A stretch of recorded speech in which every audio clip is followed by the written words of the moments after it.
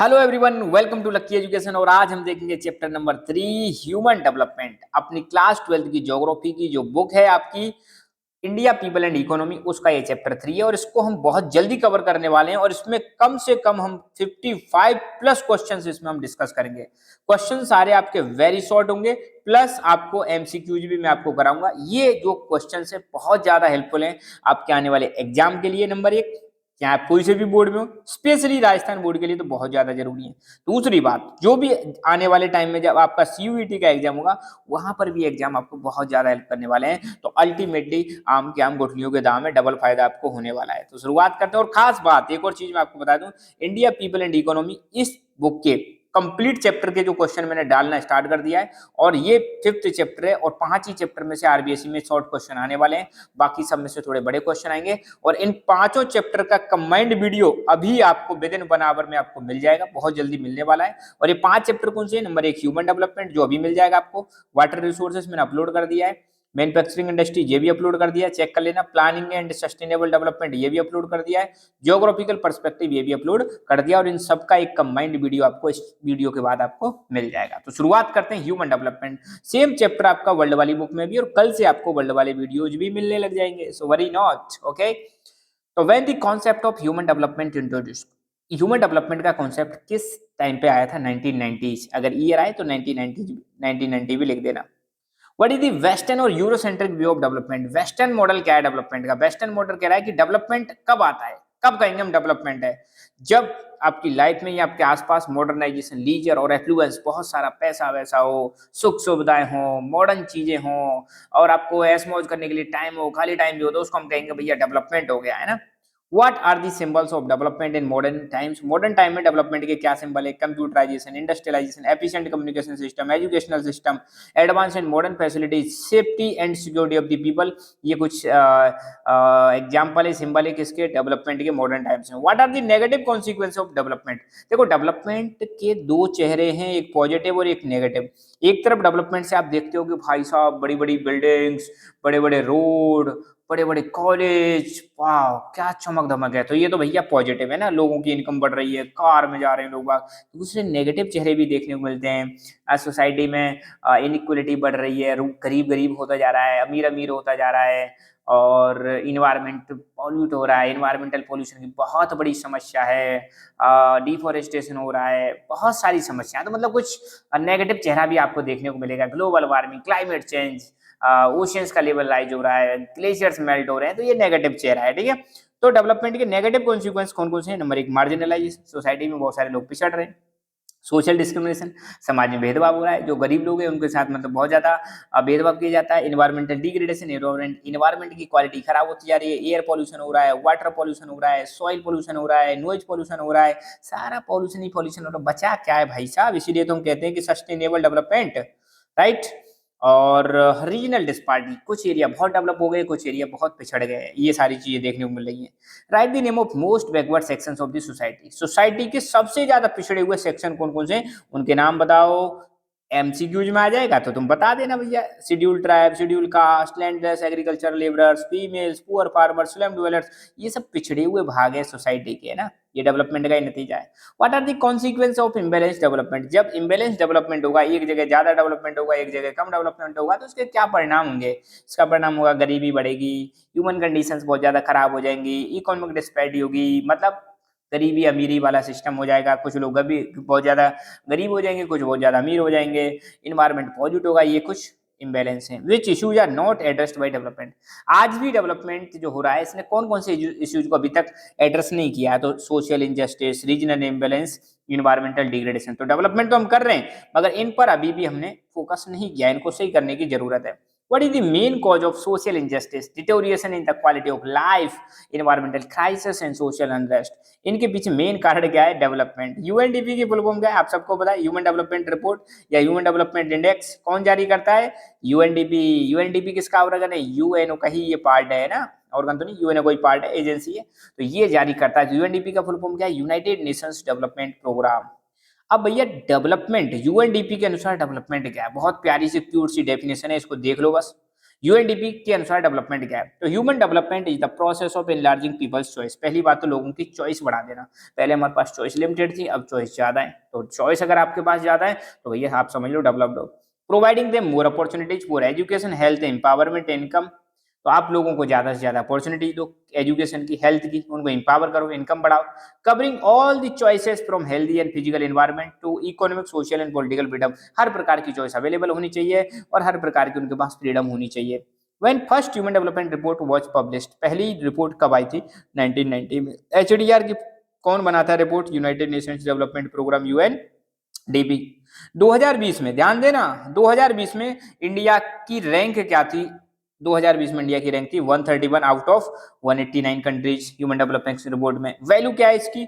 0.645। 2020 की हम बात कर रहे हैं। Which country got the first rank in HDR 2020? 2020 में पहले नंबर पे कौन सा देश आता है? नॉर्वे। यूरोपियन कंट्री है, ध्यान रखना। Norway, Sweden, Finland, Nordic countries, Scandinavian countries भी इनको बोलते हैं। In which category India is placed in HDI? HDI में इंडिया कौन से कैटेगरी में आता है? मीडियम ह्यूमन डेवलपमेंट कैटेगरी में आता है। Which historical factor are not considered in HDI? HDI में कौन से हिस्टोरिकल फैक्टर्स को कंसीडर नहीं किया गया? देखो आज की डेट में एचडीआई की रिपोर्ट तो बनती है, मगर यार एचडीआई की रिपोर्ट में ना कुछ कमियां हैं। क्या कमियां हैं? जैसे कॉलोनाइजेशन का जो प्रभाव पड़ा है भारत पे, अंग्रेजों ने जो भारत को हमें गुलाम बना के रखा था, उसको ऐड नहीं करते है ना। इंपीरियलिज्म, पहले के टाइम पे जो कई देश हुआ करते थे उनकी सोच हुआ करती कि ज्यादा से ज्यादा देशों को गुलाम बनाओ। न्यू इंपीरियलिज्म आज की डेट में आपको देखने को मिलेगा। कई सारे बड़े बड़े कंट्रीज हैं, बड़ी बड़ी इकोनॉमीज हैं, जो छोटे छोटे देशों को दोबारा से गुलाम बना रहे हैं इकोनॉमिकली। जैसे चाइना ने कई सारे अपने आसपास के देशों को, जैसे श्रीलंका, पाकिस्तान, बांग्लादेश, इनको ये मतलब कर्ज के जाल में फंसा रहा है। तो ये एक न्यू इंपीरियलिज्म का एग्जाम्पल है। तो ये चीजों को ना एचडीआई में ऐड नहीं कर रखा है, जो इसका एक नेगेटिव इम्पैक्ट है। Who prepare human development report for India? India में ह्यूमन डेवलपमेंट की रिपोर्ट कौन तैयार करता है? तो देखो भैया, पहले तो तैयार करता था प्लानिंग कमीशन, मगर प्लानिंग कमीशन को हटा दिया तो अब क्या आ गया है? नीति आयोग। अब देखो प्लानिंग कमीशन कब बना था? 1950 में। क्या काम था प्लानिंग कमीशन का? 5 ईयर्स प्लान बनाना। कितने 5 ईयर प्लान बने अब तक? 12। पहला 5 ईयर प्लान कब से कब तक? 1951 से 1956 तक। 12वां 5 ईयर प्लान कब से कब तक? 2012 से 2017 तक। अब 5 ईयर प्लान क्यों नहीं बनते? क्योंकि क्या आ चुका है? नीति आयोग। प्लानिंग कमीशन को किसने रिप्लेस किया? नीति आयोग। कब किया? 1 जनवरी 2015 को। नीति की फुल फॉर्म क्या है? National institution for transforming India. Head कौन है नीति आयोग का? Prime minister. करंट में हेड कौन है? Prime minister Narendra Modi. Planning commission का हेड कौन होता है? Prime minister. ठीक है, लो भैया हो गया इनका रिवीजन भी। ठीक है। Which state achieved nearly 100% literacy? कौन से स्टेट ने लगभग लगभग 100% लिटरेसी अचीव कर ली? केरल। तो साउथ इंडियन जो स्टेट है ना भाई साहब, बहुत आगे हैं इस मामले में, है ना, लिटरेसी के मामले में। According to Mahatma Gandhi ji, how higher goals in life और by nation can be achieved? Mahatma Gandhi ji के अनुसार कैसे हम हायर गोल्स को अचीव कर सकते हैं? तो ऑस्टेरिटी फॉर इंडिविजुअल, इंडिविजुअल पे ध्यान देना पड़ेगा। Trusteeship of social wealth, social wealth को हम मानना पड़ेगा कि समाज में जो भी संपत्ति है हम सब की है, हम सब उसके जिम्मेदार हैं प्रोटेक्शन के लिए। नॉन वायलेंस का इस्तेमाल करना पड़ेगा, तभी हम क्या कर सकते हैं? हायर गोल्स अचीव कर सकते हैं अपनी लाइफ में और अपने देश के लिए। What is the literacy rate of India as per 2011 census? India की लिटरेसी रेट है 74.04%। ये कुछ एक्स्ट्रा पॉइंट है जो आपको याद रखने, बहुत सारे इन पे क्वेश्चन बनेंगे। अब देखो इंडिया की ये तो गई टोटल लिटरेसी। अब हम मेल और फीमेल की बात करें। फीमेल लिटरेसी है 65.46% और मेल लिटरेसी है 82%। तो इंडिया में तुम देखो मेल ज्यादा पढ़े लिखे, फीमेल कम पढ़ी लिखी। हालांकि आई एम श्योर अब जो रिपोर्ट आएगी ना भाई साहब 2021 में, सरप्राइजिंग रिपोर्ट होगी। महिलाएं बहुत प्रोग्रेस कर रही हैं, seriously I really appreciate that. और पढ़ाना भी चाहिए यार हमें महिलाओं को, है ना, बेटियों को भी पढ़ाना चाहिए, बहन बेटियों को पढ़ाना चाहिए, इनका भी बराबर रोल होना चाहिए। तो ये डिस्क्रिमिनेशन है, इसको हम ही खत्म कर सकते हैं और कोई खत्म नहीं करेगा। सरकार भी बस एक कोशिश कर सकती है, मगर हमें भी अपनी मेंटेलिटी को बदलना पड़ेगा भैया, है ना। तो इंडिया की लिटरेसी कितनी है? 74। अब हम कुछ और क्वेश्चन देखते हैं। स्टेट जिसकी हाईएस्ट लिटरेसी है वो है केरल 93.91। स्टेट जिसकी लोएस्ट लिटरेसी है वो है भैया बिहार, कितनी? 63.82%। कमेंट करके बताना भाई साहब, बिहार की कैपिटल क्या है? Number 1 question. नंबर 2, बिहार में से कौन सा स्टेट निकला था? ये कमेंट करके बताना। इतना ही बता दो, बाकी हम देख लेंगे। फीमेल लिटरेसी कितनी है हमारी? 65.46। फीमेल लिटरेसी हाईएस्ट किसकी है? केरल की 91.98%। Female literacy lowest Rajasthan. बताओ भाई साहब, बिहार कम है, सबसे कम मतलब स्टेट वाइज देखें बिहार, मगर महिलाओं में सबसे कम पढ़ा लिखा और राजस्थान भैया 52.6%। बताओ, आधी महिलाएं लगभग लगभग इलिटरेट हैं, अनपढ़ है ना। तो ये हमारी समाज के लिए ही जाता है, कलंक है भाई साहब ये पुरुष जो महिलाओं को नहीं पढ़ने दे रहे हैं समाज पे। Which state and union territory has highest literacy rate in India as per 2011 census? किस स्टेट की और यूनियन टेरिटरी की हाईएस्ट लिटरेसी रेट है इंडिया में 2011 की सेंसस के अनुसार? स्टेट में तो आता है आपका केरल और यूटी में आता है लक्षद्वीप। दोनों लिटरेसी रेट में हाईएस्ट हैं। कौन से स्टेट और यूनियन टेरिटरी की लिटरेसी रेट सबसे कम है 2011 के अनुसार? तो स्टेट तो हो गया बिहार, यूटी हो गई नगर हवेली, है ना। Very good. एचडीआई में कौन सा स्टेट नंबर 1 पे है भाई साहब? केरल। फीमेल लिटरेसी सबसे कम इंडिया में कहां पे? राजस्थान। किस स्टेट में लोएस्ट चाइल्ड सेक्स रेशियो है 0 से 6 साल का? तो वो है आपका हरियाणा, है ना।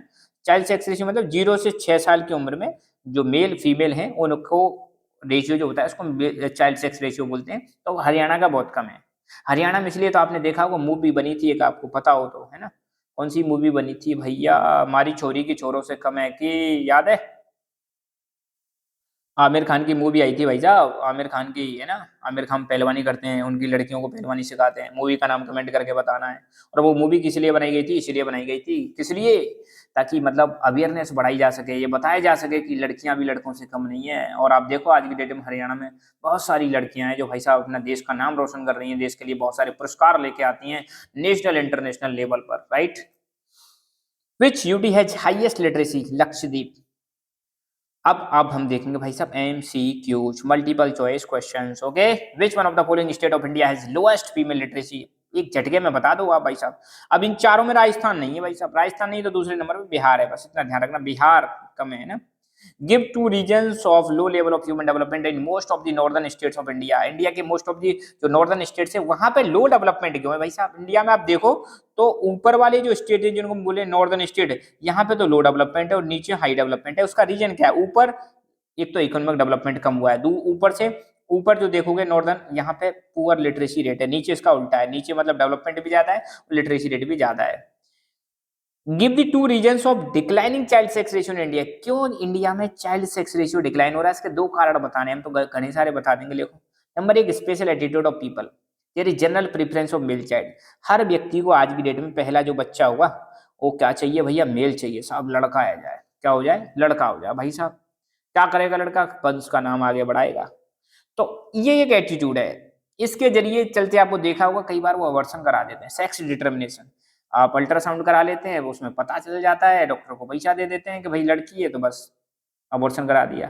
फीमेल फीटिसाइड बच्ची की डेथ कर देते हैं, पेट में डेथ कर देते हैं। लैक ऑफ अवेयरनेस, इतनी ज्यादा अवेयरनेस नहीं है।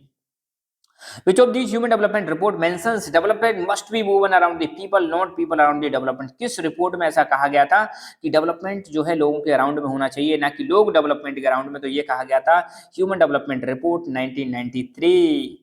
Who release India human development index? India का ह्यूमन डेवलपमेंट इंडेक्स कौन रिलीज करता है? NITI Aayog. Dash and dash are the most important reasons for poverty in India. India में पॉवर्टी के पीछे जिम्मेदार है जॉबलेस ग्रोथ, अनएम्प्लॉयमेंट। ग्रोथ हो रही है मगर जॉब्स क्रिएट नहीं हो रही है, और अनएम्प्लॉयमेंट, ये दो चीज ऐसी हैं जिसकी वजह से इंडिया में गरीबी बढ़ रही है। In modern times dash and dash are considered as the symbol of development. किस चीज को हम आज की डेट में डेवलपमेंट का सिंबल मानते हैं? तो वो है गुड एजुकेशन और medical facilities. The club of Rome release report known as in 1972। Club of Rome ने कौन सी रिपोर्ट जारी करी थी 1972 में? वो है आपकी लिमिट्स टू ग्रोथ। ग्रोथ की कुछ लिमिट होनी चाहिए, अनलिमिटेड ग्रोथ नहीं होनी चाहिए, उससे फिर दिक्कत आ जाएगी, हमारी एनवायरनमेंट को बहुत ज्यादा दिक्कत आती है। Which state has highest population below poverty line? ऐसा भारत का कौन सा स्टेट है जहां पर सबसे ज्यादा गरीब पाए जाते हैं? यार कितनी बुरी हालत है, 39.93% लोग वहां के गरीब में बीपीएल से की कैटेगरी में आते हैं, बीपीएल वाले, बीपीएल से नीचे न्यू समझ लो।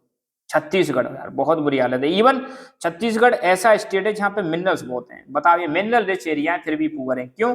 टेक्नोलॉजी नहीं है, क्यों? ह्यूमन डेवलपमेंट नहीं है। इसलिए तो कहते हैं भाई साहब human development is very important. इंसान को पैसे के अलावा हेल्थ, एजुकेशन, स्किल्स, इन सब चीजों पे फोकस करना चाहिए, है ना, नहीं तो सब मोह माया है। When was the first human development report published by UNDP? UNDP ने पहली रिपोर्ट कब जारी करी थी? 1990। टिक लगा देना, है ना। विच स्टेट है the highest percentage of people below poverty line? किस स्टेट में बीपीएल में बहुत ज्यादा परसेंटेज देखने को मिलेगा? यहाँ पे अब देखो छत्तीसगढ़ दे नहीं रखा है तो वो उड़ीसा लगा देना। 30% से ज्यादा लोग यहाँ पे बीपीएल से नीचे, उड़ीसा में, ध्यान रखना। विच state has highest literacy rate, किस स्टेट की लिटरेसी रेट हाईएस्ट है? केरल। लोएस्ट में बिहार आ जाएगा। विच state has the lowest HDI value, Bharat का ऐसा कौन सा स्टेट है जो एचडीआई में सबसे नीचे? तो वो बिहार है। स्मॉल इज ब्यूटीफुल किताब के ऑथर कौन है भाई साहब, किसने लिखी इस किताब को? लिखा था सुमाकर भैया ने। Okay, which of one of the following state of India has the lowest female child sex ratio? lowest female child sex ratio कहाँ पर मिलेगा? lowest female child sex ratio भैया हरियाणा में मिलेगा यार। ये तो कहाँ पे? हरियाणा में। ठीक है, हरियाणा में हालत क्या है? बहुत ज्यादा खराब है। सबसे कम lowest female child sex ratio यहाँ पे देखने को मिलेगा हरियाणा और पंजाब की, यानी कि हालत बहुत ज्यादा खराब है। Which one of the following union territory of India is the highest literacy rate? किस यूनियन टेरिटरी की लिटरेसी रेट बहुत ज्यादा हाईएस्ट है? तो वो है आपका Lakshadweep.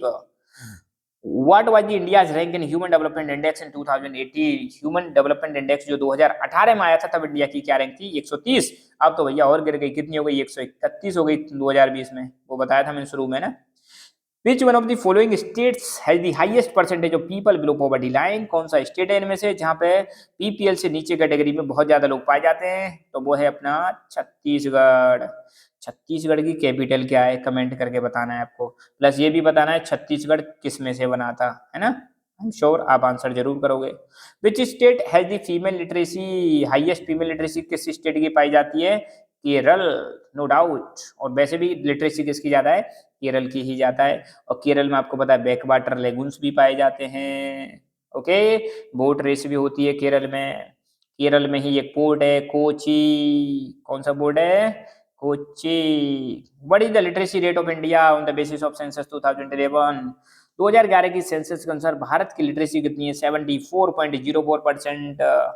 Name the country having highest human development index, उस कंट्री का नाम बताओ जिसका ह्यूमन डेवलपमेंट इंडेक्स में नंबर 1 स्थान है पूरी दुनिया में, that is Norway. Okay, which of the following interrelated aspects of development has direct bearing on the deteriorating human conditions? इनमें से ऐसे कौन से एस्पेक्ट है जिसकी वजह से, जिनके डेवलपमेंट की वजह से ह्यूमन कंडीशंस खराब हो रही हैं? तो देखो, number 1, low level of resources. अगर रिसोर्सेज कम होंगे तो डेवलपमेंट कम होगा, ह्यूमन कंडीशंस खराब होंगी। Low level of health, health की कंडीशन अगर सही नहीं है, हेल्थ का स्टेटस सही नहीं है, तब भी ह्यूमन पर कंडीशंस पर प्रभाव पड़ता है। Low level of education, education का लेवल कम है, तब भी ह्यूमन की कंडीशंस खराब होती हैं, उनका डेवलपमेंट नहीं होता है। तो ये सारे रीजन है जिसकी वजह से ह्यूमन कंडीशंस पर बहुत ज्यादा प्रभाव पड़ रहा है। Present development is held responsible for the which of the following bad effect? आज की डेट में जो डेवलपमेंट हो रहा है इसकी वजह से क्या बुरा प्रभाव पड़ रहा है? Deterioration in the quality of life and human development, सही बात है, ह्यूमन लाइफ की क्वालिटी खराब होती जा रही है, ह्यूमन डेवलपमेंट प्रॉपर नहीं हो पा रहा है। Fighting between different groups of people, अलग अलग ग्रुप जो है सोसाइटी के, उनमें लड़ाई होती है, कुछ लोग बहुत ज्यादा अमीर हो गए, कुछ गरीब हो गए हैं ना, इससे जेंडर डिस्क्रिमिनेशन होता है। ये सब रीजन है ना इसके डेवलपमेंट के bad effects. According to census 2011, in which of the only following state is having satisfactory sex ratio? ये सेक्स रेशियो भैया है ना, थोड़ी मिस्टेक हो गई है लिखने में, सही कर लेना। Sex ratio in the age of 0 to 6 years, 0 से 6 साल के बीच में किस स्टेट में सेक्स रेशियो बहुत बढ़िया है ना? तो भैया ये सही आंसर आ जाएगा इसका केरल, केरल सही आंसर आ जाएगा। ठीक है, इन हरियाणा, इन पंजाब, यहाँ पे हरियाणा पंजाब में तो बहुत बुरी हालत है, 800 से नीचे है फीमेल चिल्ड्रन का जो रेशियो पर 1000 है ना। Which of the following scholars first raised the concerted issue regarding imbalance between population and very limited availability of resources? कौन से इनमें से कौन सा ऐसे महानुभाव जी हैं जिन्होंने सबसे पहले इशू रेज किया कि भाई साहब जो बढ़ती हुई पॉपुलेशन है, पॉपुलेशन जितनी तेजी से बढ़ रही है उतना फूड प्रोडक्शन नहीं बढ़ रहा है, रिसोर्सेज हमारे पास उतने नहीं है जिस हिसाब से पॉपुलेशन बढ़ रही है। तो एक समय ऐसा आएगा जितनी पॉपुलेशन हो जाएगी, खाने के लिए हमारे पास चीजें नहीं होंगी, रिसोर्स नहीं होंगे, और लोग आपस में लड़ेंगे, खाने के लिए फाइट होगी, वॉर होगा और दुनिया क्रैश करेगी। तो ये कहने वाले व्यक्ति थे सर रॉबर्ट माल्थस। इन्होंने एक थ्योरी दी थी, माल्थस थ्योरी। कमेंट करके बताना है माल्थस थ्योरी कब आई थी। In which of the following states 10% population is living below poverty line? 10% से कम पॉपुलेशन पॉवर्टी लाइन से नीचे रह रही है, तो वो है Andhra Pradesh. Which of the following north eastern states having highest literacy rate? North east के स्टेट आपको बताइए जिनको हम बोलते हैं 7 सिस्टर्स, है ना, अरुणाचल प्रदेश, नागालैंड, मणिपुर, मिजोरम, त्रिपुरा, मेघालय, आसाम, तो ये हैं आपके नॉर्थ ईस्टर्न स्टेट्स। इनमें सबसे ज्यादा पढ़ा लिखा, सबसे ज्यादा लिटरेसी रेट मिजोरम की है भाई साहब। किसकी है? मिजोरम। कैपिटल बताओ मिजोरम की क्या है? In the developed states of Punjab and Haryana, child sex ratio is below 850 children per 1000 male children.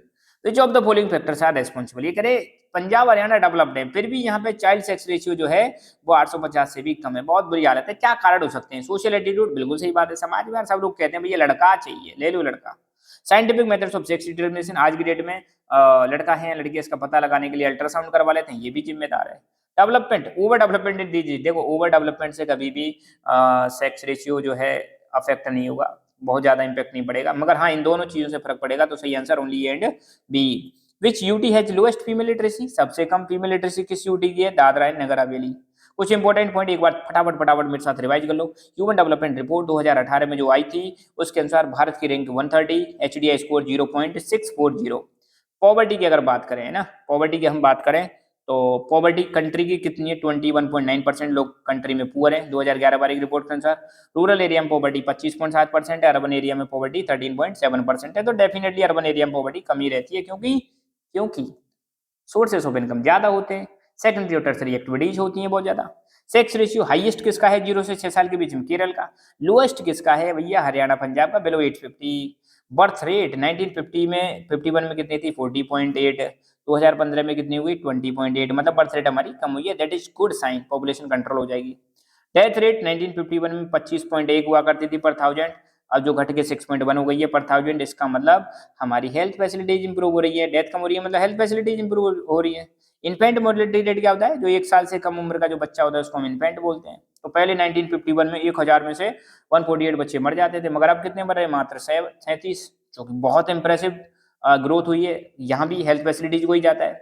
1951 में लाइफ एक्सपेक्टेंसी एवरेज मेल कितना जी पाते थे? 37.1 ईयर्स। फीमेल कितनी जी पाती थी? 36.2 ईयर्स। मगर आज 2015, आज तो मतलब ये 2015 का डेटा है, हालांकि ये भी पुराना है। तो 2015 में मेल जी रहे 66.9 ईयर्स और फीमेल जी रही है 70 ईयर्स। तो अब हमारी जो लाइफ एक्सपेक्टेंसी है बढ़ गई है, जीने की उम्र बढ़ गई है। क्यों बढ़ गई है? क्योंकि अब फैसिलिटीज इंप्रूव हो गई हैं, हेल्थ फैसिलिटीज, फूड अवेलेबिलिटी, ये सारी चीज इंप्रूव हो गई है। फीमेल लिटरेसी भारत की कितनी है भाई साहब? 65.46%। हाईएस्ट किसकी है? केरल की 91.98%। और किस यूटी की हाईएस्ट है? लक्षद्वीप की 88.25% है। लोएस्ट किस स्टेट की है? राजस्थान 52.6%। लोएस्ट किस यूटी की है फीमेल लिटरेसी? तो वो है Dadra and Nagar Haveli. Reports, club of Rome report, कौन सी रिपोर्ट आई थी क्लब ऑफ रोम की? लिमिट्स टू ग्रोथ, कब आई? 1972। शूमाकर की बुक का नाम क्या है? स्मॉल इज ब्यूटीफुल, कब आई? 1974। ब्रुटलैंड कमीशन रिपोर्ट, इनका एक रिपोर्ट आई थी ब्रुटलैंड कमीशन की 1987 में, जिसका नाम था our common future. Rio conference या अर्थ समिट कब हुई थी? 1993 में। और इसका एक एजेंडा क्या था? Agenda 21। Human development index India में कौन प्रिपेयर करता है? नीति आयोग। पहले कौन प्रिपेयर करता था? Planning commission. क्या क्या इंडिकेटर है? Economic attainment, healthy life, social empowerment. Top rank किसकी है? केरल, दिल्ली, हिमाचल प्रदेश। लोएस्ट छत्तीसगढ़, उड़ीसा, बिहार। ठीक है, तो यहाँ पर ये चैप्टर हमारा कंप्लीट होता है और इंडिया के सारे क्वेश्चन कंप्लीट हुए। बार बार रिवाइज करें, जितना रिवाइज करोगे उतना कॉन्फिडेंस बढ़ेगा। So thank you so much, keep learning, keep enjoying and God bless you all my dears. Hello everyone, welcome to Lucky Education. और आज हम देखेंगे क्लास 12 की ज्योग्राफी। बुक हमारी है India people and economy.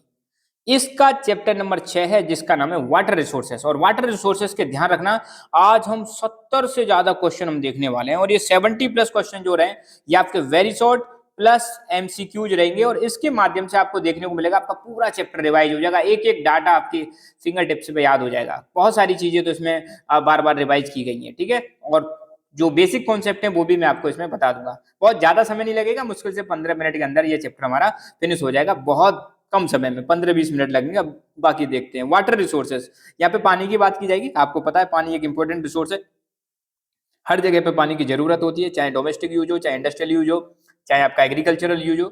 Mostly पानी का यूज आपको देखने को मिलेगा एग्रीकल्चर में बहुत ज्यादा यूज होता है, स्पेशली इरिगेशन के लिए सबसे ज्यादा यूज होता है। तो पहला ही क्वेश्चन हम देखते हैं, name 3 reasons of scarcity of water and declining availability of water. 3 कारण बताने क्यों पानी की कमी हो रही है, स्केर्सिटी मतलब कमी हो रही है, और क्यों पानी की अवेलेबिलिटी कम हो रही है। तो यार सिंपल सी बात है, पानी कम क्यों हो रहा है? नंबर 1, डिमांड बढ़ रही है। अब डिमांड क्यों बढ़ रही है? क्योंकि पॉपुलेशन बढ़ रही है। ओवर यूटिलाइजेशन, कई जगह पे हम जरूरत से ज्यादा यूज करते हैं। जैसे आप एग्रीकल्चर में देखो एग्रीकल्चर में कम पानी यूज कर सकते हैं, मगर ज्यादा पानी यूज कर रहे हैं, कोई ध्यान ही नहीं दे रहा है कितना पानी देना है, ओवरफ्लो कर रहे हैं। पॉल्यूशन की वजह से जो अच्छा अवेलेबल पानी है वो भी खराब हो रहा है, तो इसकी वजह से अच्छे पानी की कमी हो रही है। What do you mean by rain water harvesting? तो जो बरसात का पानी होता है उसको कलेक्ट करना, कलेक्शन और स्टोरेज करना, उसी को हम क्या बोलते हैं, रेन वाटर हार्वेस्टिंग बोलते हैं। रेन वाटर को स्टोर करो, कलेक्ट करो, यही रेन वाटर हार्वेस्टिंग, और ये एक अच्छा सोर्स है वाटर कंजर्वेशन का। Name the sources of surface water. Surface water के कौन कौन से सोर्स हैं? आपको पता है पानी या तो अंडरग्राउंड होगा या सरफेस पे होगा। तो सरफेस पे जो पानी है वो रिवर्स में मिलता है, लेक्स में मिलता है, पॉन्ड्स में मिलता है, टैंक्स में मिलता है। Right the name of states with high use of ground water. States के नाम बताओ जहां पे ग्राउंड वाटर का यूटिलाइजेशन बहुत ज्यादा होता है। Punjab, Haryana, Tamil Nadu, western Uttar Pradesh. Which state has high concentration of fluoride in water. तो मतलब कौन से स्टेट में जो पानी है उसमें फ्लोराइड बहुत ज्यादा पाया जाता है? तो ये है महाराष्ट्र और राजस्थान, एमआर है ना। इन दोनों में किसका फ्लोराइड का कंजप्शन बहुत ज्यादा पाया जाता है। तो मुझे एक ट्रिक बन गई है, MRF। MRF टायर के बारे में सुना होगा। एम का मतलब महाराष्ट्र, आर का मतलब राजस्थान, और इन दोनों में फ्लोराइड बहुत ज्यादा पाया जाता है। कितनी खूबसूरत ट्रिक आई है तुम्हारे अभी जस्ट, है ना। तो MRF से याद रखना, महाराष्ट्र राजस्थान में फ्लोराइड, पानी में फ्लोराइड का कंसेंट्रेशन ज्यादा पाया जाता है। क्लीन वाटर से आप क्या समझते हो? क्लीन यार सिंपल सी बात है, ऐसा पानी जिसमें कुछ है ही नहीं बाहर की चीज, कोई पॉल्यूटेंट ही नहीं है। तो when water is free from unwanted foreign substances it is called clean water. जब पानी में फॉरेन सब्सटेंसेस नहीं होते तो इसको हम क्लीन वाटर बोलते हैं। Which 3 programmes have been started under watershed management. Watershed management के अंदर कौन कौन से 3 प्रोग्राम चलाए गए? नंबर 1 हरियाली, नंबर 2 नीरू मीरू, और नंबर 3 अरवारी पानी संसद। ठीक है, ये 3 प्रोग्राम चलाए गए। हरियाली प्रोग्राम सेंट्रल गवर्नमेंट के द्वारा चलाया गया। नीरू मीरू प्रोग्राम है जो आंध्र प्रदेश में चलाया गया, आपको पता होगा। अरवारी पानी संसद जो प्रोग्राम है अलवर राजस्थान में चलाया गया। तीनों वाटर कंजर्वेशन के प्रोग्राम है, पानी को कंजर्व करने के दिशा में चलाए गए। Name the 2 water conservation techniques adopted in India. Bharat में 2 ऐसी टेक्निक को बताओ जिससे हम पानी को कंजर्व कर रहे हैं। एक है आपका रेन वाटर हार्वेस्टिंग, दूसरा है watershed management. When national water policy was launch. National water policy कब लॉन्च हुई थी? 2002 में, 2002 में। Mention any 2 sources of water pollutant. 2 source बताने जिसकी वजह से पानी क्या हो रहा है, खराब हो रहा है, पॉल्यूट हो रहा है। तो domestic waste water, sewage disposal, toxic substances from industries, इनकी वजह से पानी हमारा खराब होता जा रहा है। Which sector uses most of the surface and ground water in India. Bharat में ऐसा कौन सा सेक्टर है जहां पे सबसे ज्यादा सरफेस और ग्राउंड वाटर को यूज किया जाता है? तो वो है अपना एग्रीकल्चर सेक्टर। और एग्रीकल्चर में भी सबसे ज्यादा किसमें? इरिगेशन में इसका यूज होता है पानी का। Right the name of waterborne disease. ऐसी डिजीज का नाम बताओ जो पानी की वजह से फैलती है। तो वाटर पोल्यूशन मेन कारण है वाटरबोर्न डिजीज का, जिसमें एग्जांपल है diarrhoea, intestinal worms, hepatitis. Name the 2 natural sources of water pollution. Water pollution के 2 नेचुरल सोर्स बताइए। तो देखो, इरोजन की वजह से, लैंडस्लाइड की वजह से और फ्लड की वजह से नेचुरली पानी खराब हो जाता है। Mention any 2 cultural activities responsible for water pollution in India. 2 cultural activities के नाम बताओ जिसकी वजह से पानी पोल्यूट हो रहा है। तो pilgrimage, religious fair, tourism. Water is a dash. कैसा रिसोर्स है पानी? एक साइक्लिक रिसोर्स है, लगातार ये सर्कुलेट होता रहता है, एक फॉर्म से दूसरी फॉर्म में बदलता रहता है। How much percentage of earth is covered with पानी। पानी पृथ्वी की जो सरफेस पे कितने परसेंट पे पानी पाया जाता है? 71% पे वाटर पाया जाता है, 29% पे लैंड वाला पोर्शन पाया जाता है। और फ्रेश वाटर कितना परसेंटेज है? जैसे टोटल 100% पानी है तो उसमें से लगभग 3% फ्रेश वाटर है और 97% कैसा वाटर है? सैलाइन वाटर है, नमकीन पानी है, खारा पानी है। किस स्टेट ने रेन वाटर हार्वेस्टिंग सिस्टम को कंपलसरी बना दिया है? कौन सा स्टेट है जिसने रेन वाटर हार्वेस्टिंग वाला स्ट्रक्चर बनाना जरूरी कर दिया घरों में? तो वो है तमिलनाडु। ये पहला स्टेट है हमारे देश का। Name the water conservation programme of Andhra Pradesh. Andhra Pradesh में कौन सा वाटर कंजर्वेशन प्रोग्राम चल रहा है? Neeru Meeru. When water prevention and control of pollution act was passed. ये कब पास हुआ था? 1974। कब पास हुआ था? 1974। सीपीसीबी की फुल फॉर्म क्या है? Central pollution control board. Which south Indian state है हाईएस्ट ग्राउंड वाटर यूटिलाइजेशन। कौन से साउथ इंडियन स्टेट में सबसे ज्यादा ग्राउंड वाटर का यूटिलाइजेशन है? तमिलनाडु। इंडिया में देखो, दुनिया में 100% मान लो पानी है तो उसमें से पानी भारत में कितना है? तो 4% पानी है भारत में, ध्यान रखना। भारत में दुनिया की 16% पॉपुलेशन है, 4% पानी है। और एरिया की बात करें तो 2.4% एरिया है इंडिया का, वर्ल्ड का, है ना। ये डेटा कुछ याद रखना है आपको। Which river is the most polluted between Delhi and Etawah? Yamuna river है। In which state Neeru Meeru programme water harvesting programme launch. Neeru Meeru programme कहाँ पे लॉन्च किया गया? नीरू और मीरू वाटर एंड यू, ये प्रोग्राम चलाया गया आंध्र प्रदेश में, है ना। Which states have surface water in lagoons and lakes. किन किन स्टेट्स में सरफेस वाटर लेगून और लेक्स के रूप में पाया जाता है? तो केरल, उड़ीसा और West Bengal. Which state has high concentration of arsenic in water? तो ये है आपका वेस्ट बंगाल, बिहार। वेस्ट बंगाल, बिहार। यहाँ पे सबसे ज्यादा आर्सेनिक कंटेंट पाया जाता है। फ्लोराइड का कंसंट्रेशन कहाँ पाया जाता है? MRF याद कर लेना, महाराष्ट्र, राजस्थान और इन दोनों में पाया जाता है फ्लोराइड। और वेस्ट बंगाल, बिहार और इनमें दोनों में पाया जाता है आर्सेनिक कंटेंट ज्यादा पाया जाता है। ठीक है। Name the legislations to prevent water pollution. तो ऐसे कुछ एक्ट के नाम बताओ, ऐसे कुछ कानूनों के नाम बताओ जो पानी को कंट्रोल, वाटर पॉल्यूशन को कंट्रोल करने के लिए बनाए गए। तो ये हैं आपके 3 एक्ट, तीनों को ढंग से याद कर लेना। Date, water prevention and control of pollution act 1974, फिर 1977 में आया था वाटर सेस एक्ट, और फिर आया था एनवायरमेंटल प्रोटेक्शन एक्ट 1986। अंडर जल क्रांति अभियान, हाउ मेनी जल ग्राम्स विल बी क्रिएटेड? जल क्रांति अभियान के अंदर कितने ग्राम क्रिएट किए जाएंगे? तो इसका सही आंसर है 672 है ना। सारे ऑप्शन पढ़ लेना और मैं सही आंसर आपको एक साथ बताता चलूंगा। What is the total water available from precipitation in the country in a year? Bharat में प्रेसिपिटेशन मतलब होता है बरसात से टोटल पानी कितना अवेलेबल हो पाता है हमारे देश में एक साल में, तो वो है 4000 क्यूबिक किलोमीटर। ठीक है। पानी की जो कैपेसिटी है इसको क्यूबिक किलोमीटर में मेजर करते हैं। यहाँ पे 2-3 चीज आप ध्यान रखना, थोड़ा सा मैं बता रहा हूँ, इनको आप लिख लेना चाहो तो एक ही बार में मैं 4-5 डेटा बताऊंगा, इनको अच्छी तरह से कर लेना। तो 4000 कितना 4000 क्यूबिक किलोमीटर अवेलेबल होता है, सॉरी क्यूबिक किलोमीटर अवेलेबल होता है किससे? प्रेसिपिटेशन से। ध्यान रखना प्रेसिपिटेशन। फिर इसमें से आपको देखने को मिलेगा 1869 ये अवेलेबल है हमारे पास। ये क्या है? अवेलेबल है, वो बाकी इधर उधर चला जाता है। इसमें से भी आपको देखने को मिलेगा 1122 क्यूबिक किलोमीटर ये यूटिलाइजेबल है। कैसा है? जिसको हम यूज कर सकते हैं। फिर इसमें से भी क्लासिफिकेशन दे रखा है 690 जो है ये तो सरफेस वाटर के रूप में है, और 430 जो है आपका ये ग्राउंड वाटर के रूप में है। ये सरफेस वाटर के रूप में, ग्राउंड वाटर के रूप में। दोबारा सुन लो, प्रेसिपिटेशन से टोटल पानी कितना अवेलेबल हो पाता है हमारे पास? 4000 क्यूबिक किलोमीटर। इसमें से कितना अवेलेबल है? 1869 क्यूबिक किलोमीटर अवेलेबल है। इसमें से यूटिलाइजेबल मतलब यूज करने लायक कितना है? 1122 यूटिलाइजेबल है। जिसमें से सरफेस वाटर के रूप में कितना है? 690, और ग्राउंड वाटर में कितना है? 432 ग्राउंड वाटर के रूप में अवेलेबल है। ये याद रखना है। तो सब प्रेसिपिटेशन से कितना अवेलेबल है? 4000। इरिगेशन के क्या फायदे हैं? तो यहाँ पे 4 पॉइंट रखे हैं। Multiple cropping, high agriculture productivity, high yielding variety of crops can be cultivated, all of the above. बिल्कुल सही बात है। इरिगेशन का मतलब होता है आपकी क्रॉप में पानी देना। पानी देने का पहला फायदा, पानी अगर आपके पास है, इरिगेशन की फैसिलिटी है, तो कई सारी क्रॉप उगा सकते हो। बिल्कुल सही बात है। पानी जब अवेलेबल होगा तो फसल की प्रोडक्टिविटी भी बढ़ जाएगी, और इससे हम हाई यील्डिंग वैरायटी क्रॉप्स को भी ग्रो कर सकते हैं। तो सारे ऑल ऑफ द अबव सही आंसर हो जाएगा। Total utilizable water resources in the country कितने हैं यूटिलाइजेबल? अभी मैंने बताया था 1122, मैंने पहले बताया था 4000 प्रेसिपिटेशन से अवेलेबल है, जिसमें से 1869 आपका क्यूबिक किलोमीटर अवेलेबल हो, बाकी इधर उधर चला जाता है। और जिसमें से यूटिलाइजेबल कितना है? 1122 किलोमीटर, 1122 क्यूबिक किलोमीटर यूटिलाइजेबल है। और इसमें से भी अभी बताया था, मैं बार बार रिवाइज कराऊंगा इसको, 690 सरफेस वाटर के रूप में है क्यूबिक किलोमीटर, और 430 आपका ग्राउंड वाटर के रूप में है। ठीक है। मैं बार बार इसको रिवाइज कराऊंगा, चिंता मत करो।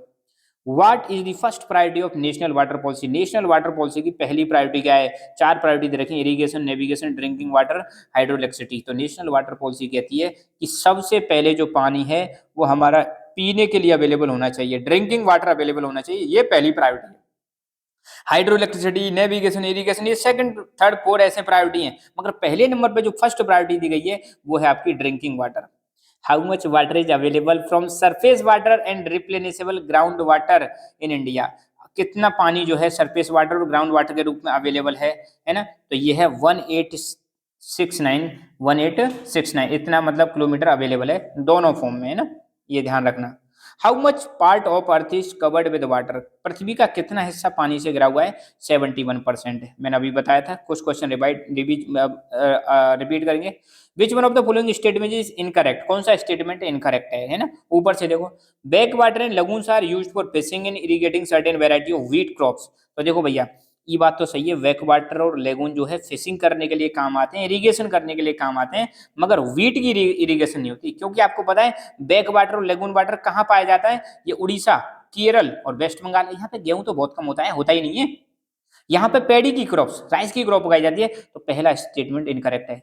दूसरा क्या करा है, agriculture use account most of the surface and ground water utilization, बिल्कुल सही बात है, एग्रीकल्चर में ही सबसे ज्यादा सरफेस और ग्राउंड वाटर का यूज होता है। West Bengal Bihar suffer dry spells due to breaks in monsoon और इट्स फेलियर, मानसून फेलियर्स की वजह से वेस्ट बंगाल और बिहार में बहुत सारा समय खाली बिना बरसात के चला जाता है, बरसात ही नहीं होती है। Irrigation is needed because of spatio temporal variability in rainfall in the country, बिल्कुल सही बात है, इरीगेशन की जरूरत होती है, भारत में सब जगह पे बराबर बरसात नहीं होती है, कहीं पे ज्यादा कहीं पे कम, इसलिए इरीगेशन की नीड होती है। How much fresh water is there out of total resources, अभी मैंने बताया था 3% अवेलेबल है, कितना परसेंट अवेलेबल है, 3% अवेलेबल है फ्रेश वाटर, 97% लगभग आपका कैसा है, सेलाइन वाटर है, ठीक है, ऐसे करके याद रखना है। टोटल पृथ्वी पे कितना पानी है, 71% है। Which chemical has concentrated in water in Bihar, Bihar में कौन सा केमिकल आपको पाया जाएगा, अभी हमने देखा था वेस्ट बंगाल और बिहार इन दोनों में पाया जाता है आर्सेनिक, है ना, WBA, है ना, WBA। आपको एक ट्रिक और मैं बताता हूँ, वर्ल्ड बैडमिंटन एसोसिएशन, आप ऐसे याद रखना, वर्ल्ड बैडमिंटन एसोसिएशन, है ना, वेस्ट बंगाल बिहार और ये का मतलब क्या है, आर्सेनिक, जहाँ पे आर्सेनिक कंटेंट ज्यादा पाया जाता है पानी में। विच out of following has the highest use of ground water, ये 4 स्टेट दे रखे हैं, इनमें से कौन से स्टेट में सबसे ज्यादा ग्राउंड वाटर का यूटिलाइजेशन है, केरल, बिहार, छत्तीसगढ़, पंजाब, तो सही आंसर है इसका पंजाब। आपको पता है जब ग्रीन रेवोल्यूशन आई थी ना, तो सबसे ज्यादा ग्रीन रेवोल्यूशन का फायदा किसको हुआ था, पंजाब, हरियाणा, वेस्टर्न उत्तर प्रदेश। और सिंपल सी बात है, यहाँ पे हाई यील्डिंग वेराइटी क्रॉप्स को इंट्रोड्यूस किया गया था, और हाई यील्डिंग वेराइटी क्रॉप्स की खासियत ये होती है, ये होती हैं वाटर इंटेंसिव, कैसी होती हैं, वाटर इंटेंसिव, और वाटर इंटेंसिव का मतलब है ज्यादा पानी की जरूरत पड़ती है, तो सिंपल सी बात है पंजाब में पानी का जो ग्राउंड वाटर है उसका यूज बहुत ज्यादा है। Which part of river water has good quality of water, river जब फ्लो करती है तो उसका कौन सा हिस्सा अच्छी, कौन से हिस्से में अच्छा पानी पाया जाता है, तो आप देखो हिमालयन रिवर की हम बात करें तो माउंटेन से निकलती है, प्लेन में आती हैं और वैली में जाती हैं और फिर डेल्टा में जाके, डेल्टा के बाद फिर वो ओशन में मिल जाती हैं, तो ऊपर ही ऊपर वाला हिस्सा है ना माउंटेन वाला, यहाँ पे पानी अच्छी क्वालिटी में पाया जाता है, जैसे जैसे आप नीचे आओगे तो पानी की क्वालिटी खराब होने लग जाती है ना, ऊपर पॉपुलेशन भी कम है इसलिए पॉल्यूशन कम है, इसलिए पानी की क्वालिटी अच्छी है, नीचे पॉपुलेशन ज्यादा है तो अपने आप पानी खराब होने लग जाता है। ठीक है, नेक्स्ट क्वेश्चन आपका, which one of the following rivers has the highest replenishable ground water resource in the country, कौन सी रिवर इसमें सबसे ज्यादा रिप्लेनिशेबल वाटर है, ग्राउंड वाटर, रिप्लेनिशेबल मतलब हर साल बार बार अपने पानी को रिप्लेनिश कर देती है, रिचार्ज कर देती है, तो इंडस, ब्रह्मपुत्र, गंगा, गोदावरी, तो सही आंसर है इसका इंडस, इसका सबसे ज्यादा हाईएस्ट रिप्लेनिशेबल वाटर है। Which of the following South Indian state has the highest utilization of groundwater of its total water potential, ground water potential, तो कौन से साउथ इंडियन स्टेट में ग्राउंड वाटर का सबसे ज्यादा यूटिलाइजेशन होता है, पहले हमने देखा था अभी क्वेश्चन, तो इसका सही आंसर है तमिलनाडु में सबसे ज्यादा ग्राउंड वाटर का यूटिलाइजेशन होता है। Which one of the following pair is not matched correctly, कौन सा पेयर करेक्टली मैच नहीं है, वाटर एक्ट आपको पता है 1974 में आया था, वाटर सेस एक्ट 1972 में नहीं आया था, ये आया था 1977 में, एनवायरमेंटल प्रोटेक्शन एक्ट 1986 में आया था, तो सही मैच कौन सा नहीं है इसमें, ये सेकंड वाला सही मैच नहीं है, वाटर सेस एक्ट कब आया था 1977 में ना, 1977।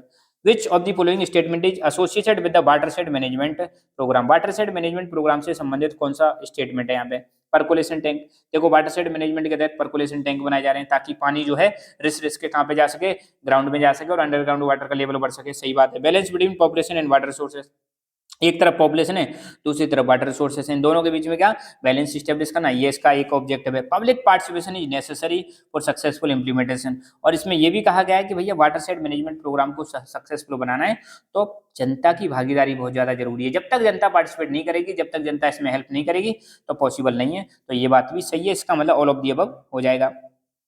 What is the total replenishable ground water in the country? Ground water कितना रिप्लेनिशेबल, ये है 432, सरफेस वाटर कितना है 490, है ना। The over use of ground water resources has increase fluoride concentration in ground water in which state, fluoride जल्दी याद करो, MRF, फ्लोराइड कहाँ कहाँ पे, महाराष्ट्र, राजस्थान, कहाँ पे, महाराष्ट्र और राजस्थान, सही आंसर ये हो जाएगा। Which one of the following ban was imposed by youth group called Tarun Mandal, देखो तरुण मंडल महाराष्ट्र में एक गांव है राले सिद्धि, वहां पर तरुण मंडल बना था, एक यूथ बना था, तो इसने क्या इम्पोज किया था, इसने डाउरी सिस्टम को खत्म करने की, डाउरी सिस्टम पे बैन लगा दिया और कास्ट डिस्क्रिमिनेशन पे बैन लगा दिया, तो इसका सही आंसर है A एंड B, है ना। In which of the following areas of the major rivers of the country generally retain better water quality, कौन से एरिया में पानी अच्छी क्वालिटी में पाया जाता है, hilly areas, mountainous areas, plains, all of the above. तो इसमें सही आंसर है माउंटेनियस एरियाज। माउंटेनियस एरियाज में पानी की क्वालिटी जो है अच्छी रहती है, क्योंकि यहाँ पे पॉपुलेशन कम रहती है। हिली और माउंटेन में अंतर है, माउंटेन थोड़े ज्यादा ऊंचे होते हैं, हिल थोड़ी कम ऊंची होती है, इसलिए माउंटेनियस एरिया में पानी की क्वालिटी ज्यादा अच्छी रहती है। Which one of the northeast states is selected for the development of model command area under जल क्रांति अभियान? किस स्टेट को इसमें से मॉडल कमांड एरिया के अंदर चुना गया था? तो वो है मेघालय। कमेंट करके बताना है मेघालय की कैपिटल क्या है, नंबर 1। ठीक है, ये चीज आपको कमेंट करके बतानी है। Which one of the following state made compulsory to install rain water harvesting system? किस स्टेट ने बिल्डिंग बनाने में, घर बनाने में रेन वाटर हार्वेस्टिंग बनाना जरूरी कर दिया? तो वो स्टेट का नाम अभी हमने पढ़ा था, Tamil Nadu. India shares what percentage of world water resources? India में वाटर रिसोर्सेस कितने? 4% हमने पढ़ा था। तो इंडिया में वर्ल्ड का एरिया है 2.4%, वर्ल्ड की पॉपुलेशन है लगभग 16% और वाटर रिसोर्सेस है 4%। याद रखना, मजा आ जाएगा आपको। Which of the following program aims at enabling the rural population to conserve water for drinking, irrigation, fisheries and afforestation? तो कौन सा प्रोग्राम है जो गांव की पॉपुलेशन को बोलता है, कहता है कि भैया पानी बचाओ, पीने के लिए, इरिगेशन के लिए, फिशरीज के लिए, एफोरेस्टेशन करो? तो वो है आपका हरियाली प्रोग्राम, सेंट्रल गवर्नमेंट के द्वारा चलाया गया है। ये सही आंसर ये हो जाएगा। अरवारी पानी संसद कहाँ का प्रोग्राम है? अलवर, राजस्थान का। नीरू मीरू आंध्र प्रदेश, है ना। नर्मदा बचाओ मूवमेंट है, जो डैम की बात बनाने की बात, डैम ना बनाने की बात करता है। नीरू मीरू प्रोग्राम कौन से स्टेट से संबंधित है भाई? आंध्र प्रदेश। 3 बार रिवीजन हो गया इसका। विच of the following is the benefit of rain water harvesting? अगर आप रेन वाटर हार्वेस्टिंग करते हो, बरसात के पानी को बचाते हो, तो क्या फायदा है? नंबर 1, इससे वाटर अवेलेबिलिटी बढ़ेगी। बिल्कुल सही बात है। It checks the declining ground water table. अगर पानी अंडरग्राउंड वाटर का लेवल डाउन जा रहा है तो उसको ये कंट्रोल कर देता है। चेक का मतलब कंट्रोल कर देता है, रोक देता है। सही बात है। It improve the quality of ground water through dilution of contaminants like fluoride, nitrates. तो आपको देखने को मिलेगा ग्राउंड वाटर की क्वालिटी को भी बढ़ा देता है, क्योंकि ग्राउंड वाटर में जब नीचे बरसात का पानी जाएगा तो जो इसमें फ्लोराइड और नाइट्रेट है, इनकी क्वांटिटी कम हो जाएगी, कम लगेंगी। जब पानी अच्छा पानी मिलने लगेगा तो सही answer all of the above है। Much of the annual water flow of which river has been harness? इनमें से कौन सी रिवर का मोस्टली जो पानी है वो यूज कर लिया जाता है? हार्नेस का मतलब यूज कर लिया जाता है। तो गोदावरी, कृष्णा, कावेरी, तीनों की तीनों रिवर जो हैं आपकी साउथ इंडियन रिवर हैं, और ये तीनों की तीनों आपकी सीजनल रिवर हैं। इनमें जो पानी आता है सिर्फ रेनफॉल से आता है, इसलिए इनमें नॉर्दर्न रिवर्स की तुलना में पानी कम रहता है। तो तीनों का ही पानी यूज कर लिया जाता है, ऑल ऑफ द अबव। तो इंडिया में जो रिवर्स हैं वो 2 टाइप की हैं। एक है आपकी हिमालयन रिवर्स, दूसरी आपकी पेनिनसुलर रिवर्स। हिमालयन रिवर्स में पानी जो आता है रेनफॉल से भी आता है और आपका आपका ग्लेशियर से आता है ना। 2 जगह से पानी आ रहा है। पेनिनसुलर रिवर्स का पानी सिर्फ रेनफॉल से आता है। तो पेनिनसुलर रिवर्स में पानी कम है, इसलिए इनका मोस्टली पानी जो है यूज कर लिया जाता है, हार्नेस कर लिया जाता है ना। Which of the following sectors utilize the most of the surface and ground water? इनमें से कौन सा सेक्टर है वो जो ज्यादातर ग्राउंड वाटर और सरफेस वाटर को यूज कर रहा है? तो सही आंसर है एग्रीकल्चर। एग्रीकल्चर में इरिगेशन में बहुत सारा पानी यूज होता है, कंज्यूम होता है, ध्यान रखना है ना। In which of the following state ground water utilization is very high? किस स्टेट में ग्राउंड वाटर का यूटिलाइजेशन बहुत ज्यादा है? Punjab, Haryana, Bihar. Only A and B. तो सही आंसर है only A and B. Punjab Haryana में बहुत ज्यादा है, क्योंकि दोनों ही स्टेट में ग्रीन रेवोल्यूशन के दौरान आपको देखने को मिलेगा बहुत ज्यादा प्रोग्रेस हुई थी। विच of the following river is most polluted in the country? Most polluted कौन सी रिवर है? साबरमती, यमुना, गंगा, मूसी। तो 4 रिवर दे रखी हैं। इन चारों रिवर में आपको देखने को मिलेगा जो आपकी यमुना रिवर है वो आपकी मोस्ट पोल्यूटेड रिवर है ना। साबरमती रिवर की बात करें तो ये अहमदाबाद में पॉल्यूशन फैला रही है, और यह अहमदाबाद की पॉल्यूशन की वजह से गंदी है। गंगा रिवर की बात करें तो गंगा तो आपको देखने को मिलेगा कई जगह पर, मतलब कानपुर, बनारस, इन वाली जगहों पर मतलब बहुत ज्यादा पोल्यूटेड है। और मूसी की बात करें तो मूसी जो रिवर है आपकी हैदराबाद, कहाँ पे पोल्यूटेड है? हैदराबाद में। मगर मोस्ट पोल्यूटेड कौन सी है? यमुना रिवर मोस्ट पोल्यूटेड है।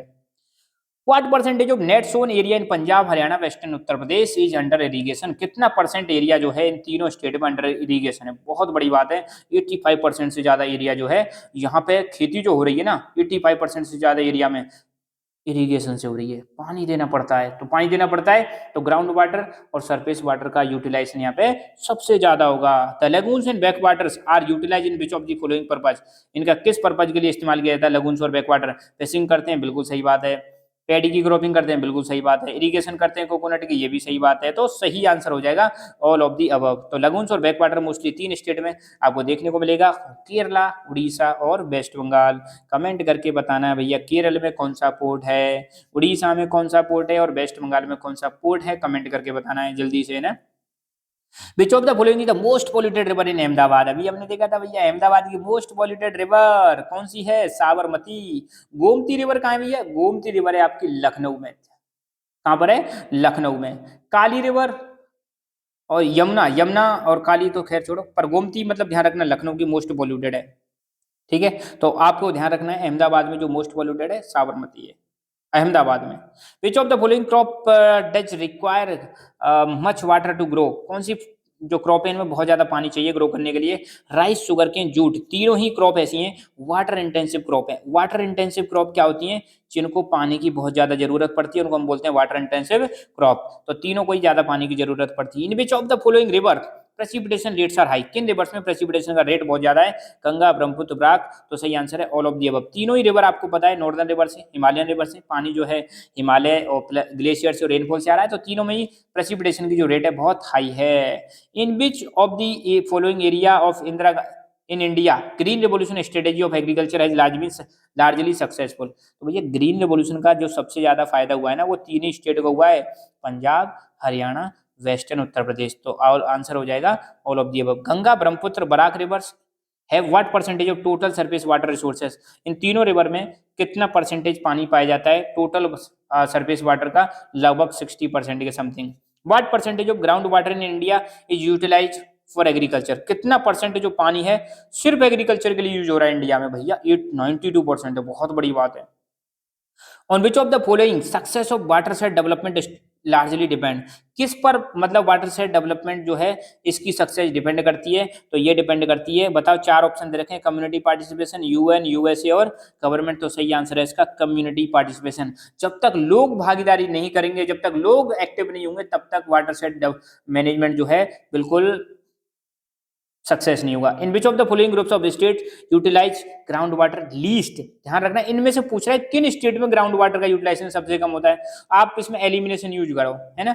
देखो भाई साहब यहाँ पे उत्तर प्रदेश में पानी बहुत ज्यादा यूज होता है, ये हो नहीं सकता। पंजाब में ज्यादा यूज होता है, ये भी नहीं हो सकता। उत्तर प्रदेश में ज्यादा यूज हो रहा है, ये भी नहीं हो सकता। तो सही आंसर आ जाएगा छत्तीसगढ़, उड़ीसा, केरल, है ना। CPCB in collaboration with the State Pollution Control Board has been monitoring water quality of national aquatic resources at how many stations? तो CPCB central pollution control board state pollution control board के साथ मिलकर पानी की quality को check कर रहा है। इन्होंने कितने स्टेशन लगाए? 507 507 स्टेशन लगाए। Which one of the following river has the highest replenishable ground water in country? तो आंसर आ जाएगा इंडस। इसमें सबसे ज्यादा हाईएस्ट रिप्लेनिशेबल ग्राउंड वाटर है देश का। ठीक है, तो यहाँ पर हमारा ये चैप्टर कंप्लीट हुआ। एक चैप्टर और बचा हुआ भैया, कौन सा चैप्टर आपका? उस चैप्टर के मैं वीडियो अभी बस 1-1.5 घंटे के अंदर आपको या 2 घंटे के अंदर मिल जाएंगे।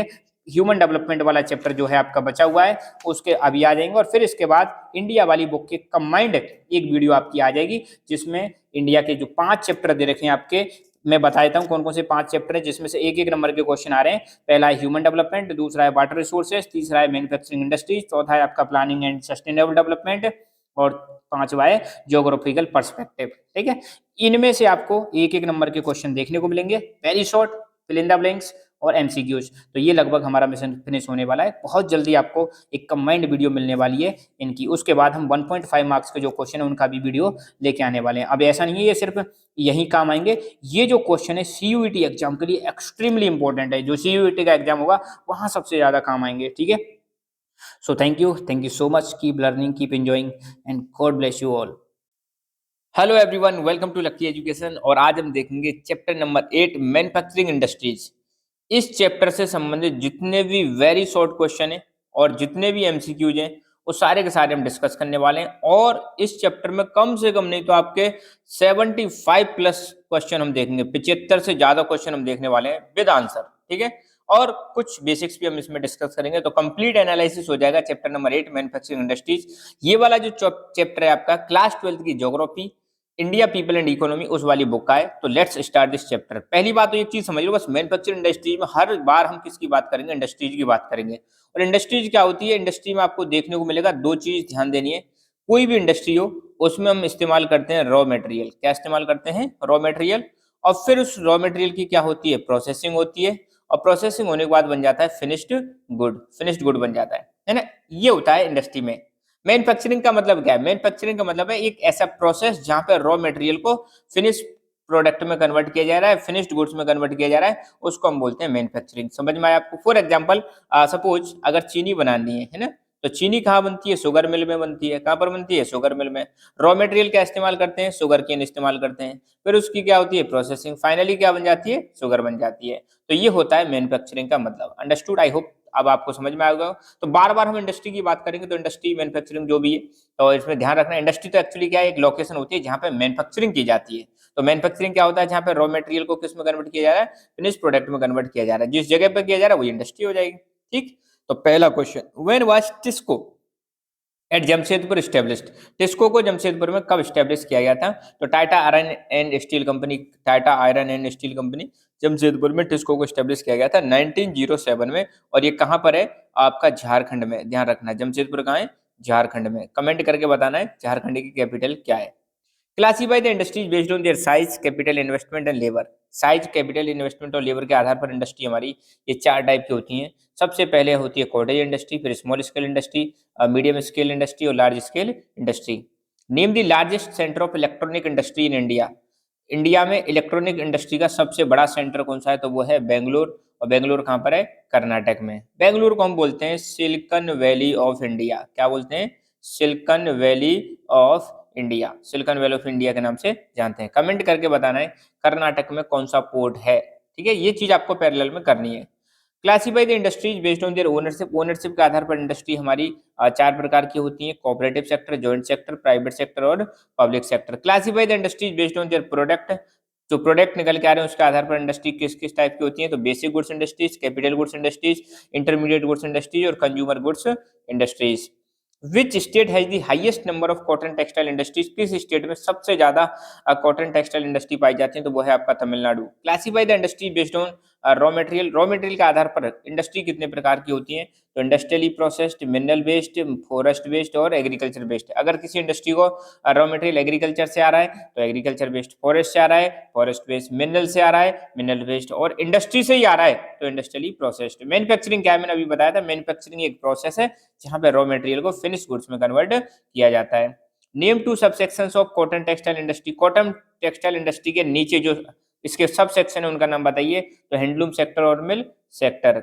विच factors determine the location of industries? ये क्वेश्चन बार बार आएगा, एमसीक्यू में भी घुमा के दे सकते हैं। तो कौन कौन से फैक्टर्स हैं जो लोकेशन ऑफ इंडस्ट्रीज को प्रभावित करते हैं? Access to raw material, power, market, capital, transport, labour, industrial policy, historical factor. ये सारे फैक्टर्स हैं जो लोकेशन ऑफ इंडस्ट्रीज को डिटरमाइन करते हैं। ठीक है। Name two rivers that provide water to TISCO. TISCO को पानी प्रोवाइड करने वाली रिवर्स के नाम बताने। तो खारकई और Subarnarekha. Write the name of raw material which are used in iron and steel industry. Iron और स्टील इंडस्ट्री में कौन कौन सा रॉ मटेरियल इस्तेमाल होता है? ध्यान रखना, एमसीक्यू में पूछ भी सकते हैं। आयरन और cooking oil, cooking coal, limestone, dolomite, manganese, fire clay, इन सबका इस्तेमाल किया जाता है। What are the types of iron and steel? Indian iron and steel industries. कितने टाइप के आयरन और स्टील इंडस्ट्रीज हैं? दो टाइप की, large scale large integrated steel plants और मिनी स्टील मिल्स। एक्चुअली क्या, मिनी स्टील मिल्स में आप सबको पता है स्क्रैप मटेरियल का इस्तेमाल होता है। इनको कहीं भी लोकेट किया जा सकता है, मेनली इनको मार्केट के पास स्टेब्लिश करते हैं। और large scale large integrated steel plants क्या होते हैं? इसमें कंप्लीट प्रोसेस होता है, रॉ मटेरियल की प्रोसेसिंग होती है और फिर उसको कन्वर्ट किया जाता है। तो ये बिल्कुल ट्रेडिशनल टाइप का बड़े बड़े प्लांट होते हैं। और ये mini scale mini steel mills जो होती है छोटी छोटी होती है, कहीं भी इनको स्टेब्लिश किया जा सकता है और इसमें रॉ मटेरियल में आयरन और इस्तेमाल नहीं करते, जबकि स्क्रैप मटेरियल का इस्तेमाल करते हैं जो आपका कबाड़ा होता है ना। What is the full form of TISCO? की फुल फॉर्म क्या है? Tata Iron and Steel company. इसको की फुल फॉर्म क्या है? Indian iron and Steel company. What was the initial name of Visvesvaraya iron steel works limited? इसका पहला नाम क्या था, इनिशियल नाम क्या था विश्वेश्वरैया आयरन स्टील वर्क्स का? तो ये था Mysore iron and steel works. कहाँ पर है ये है आपका कर्नाटक में। ठीक है। Which steel plants were set up with the help of foreign companies during second 5 year plan? आप सबको पता है सेकंड 5 ईयर प्लान, जिसमें हमने इंडस्ट्री पे बहुत ज्यादा फोकस किया था, जो 1956 से 1961 के बीच में चलता है। कमेंट करके बताना है 5 ईयर प्लान बनाने का काम इंडिया में कौन सी एजेंसी करती थी उस टाइम पर, है ना। तो 3 प्लांट बनाए गए थे विदेशी कंपनियों की मदद से। पहला बनाया गया था राउरकेला। राउरकेला को बनाया गया था उड़ीसा की मदद से। किसकी मदद? सॉरी, राउरकेला उड़ीसा में स्टेब्लिश किया गया था, है ना, राउरकेला। भिलाई भिलाई छत्तीसगढ़ में स्टेब्लिश किया गया था। और दुर्गापुर दुर्गापुर वेस्ट बंगाल में स्टेब्लिश किया गया था। राउरकेला को जर्मनी की मदद से स्टेब्लिश किया गया था। भिलाई भिलाई को रशिया या सोवियत यूनियन की मदद से स्टेब्लिश किया गया था। और दुर्गापुर को इंग्लैंड या यूके की मदद से स्टेब्लिश किया गया था। तो 3 प्लांट लगाए गए थे। राउरकेला कहाँ पर है? उड़ीसा में। भिलाई कहाँ पर है? छत्तीसगढ़ में। दुर्गापुर कहाँ पर है? वेस्ट बंगाल में। विदेशी हेल्प की मदद से इनको स्टेब्लिश किया गया था। एचएसएल की फुल फॉर्म क्या है? Hindustan steel limited. एसएआईएल की फुल फॉर्म क्या है? Steel authority of India limited. SAIL कब बनी थी? सेल बनी थी 1973। ऐसे ही एक कंपनी और है GAIL, gas authority of India limited, ये बनी थी 1984। सेल के बाद बनती है गेल, ये चीज ध्यान रखना है ना। राउरकेला स्टील प्लांट कब सेटअप हुआ था? तो राउरकेला स्टील प्लांट 1959 में सेटअप हुआ था। कहाँ पर है राउरकेला? ये उड़ीसा में, सुंदरगढ़ डिस्ट्रिक्ट में। किसकी मदद से बना था?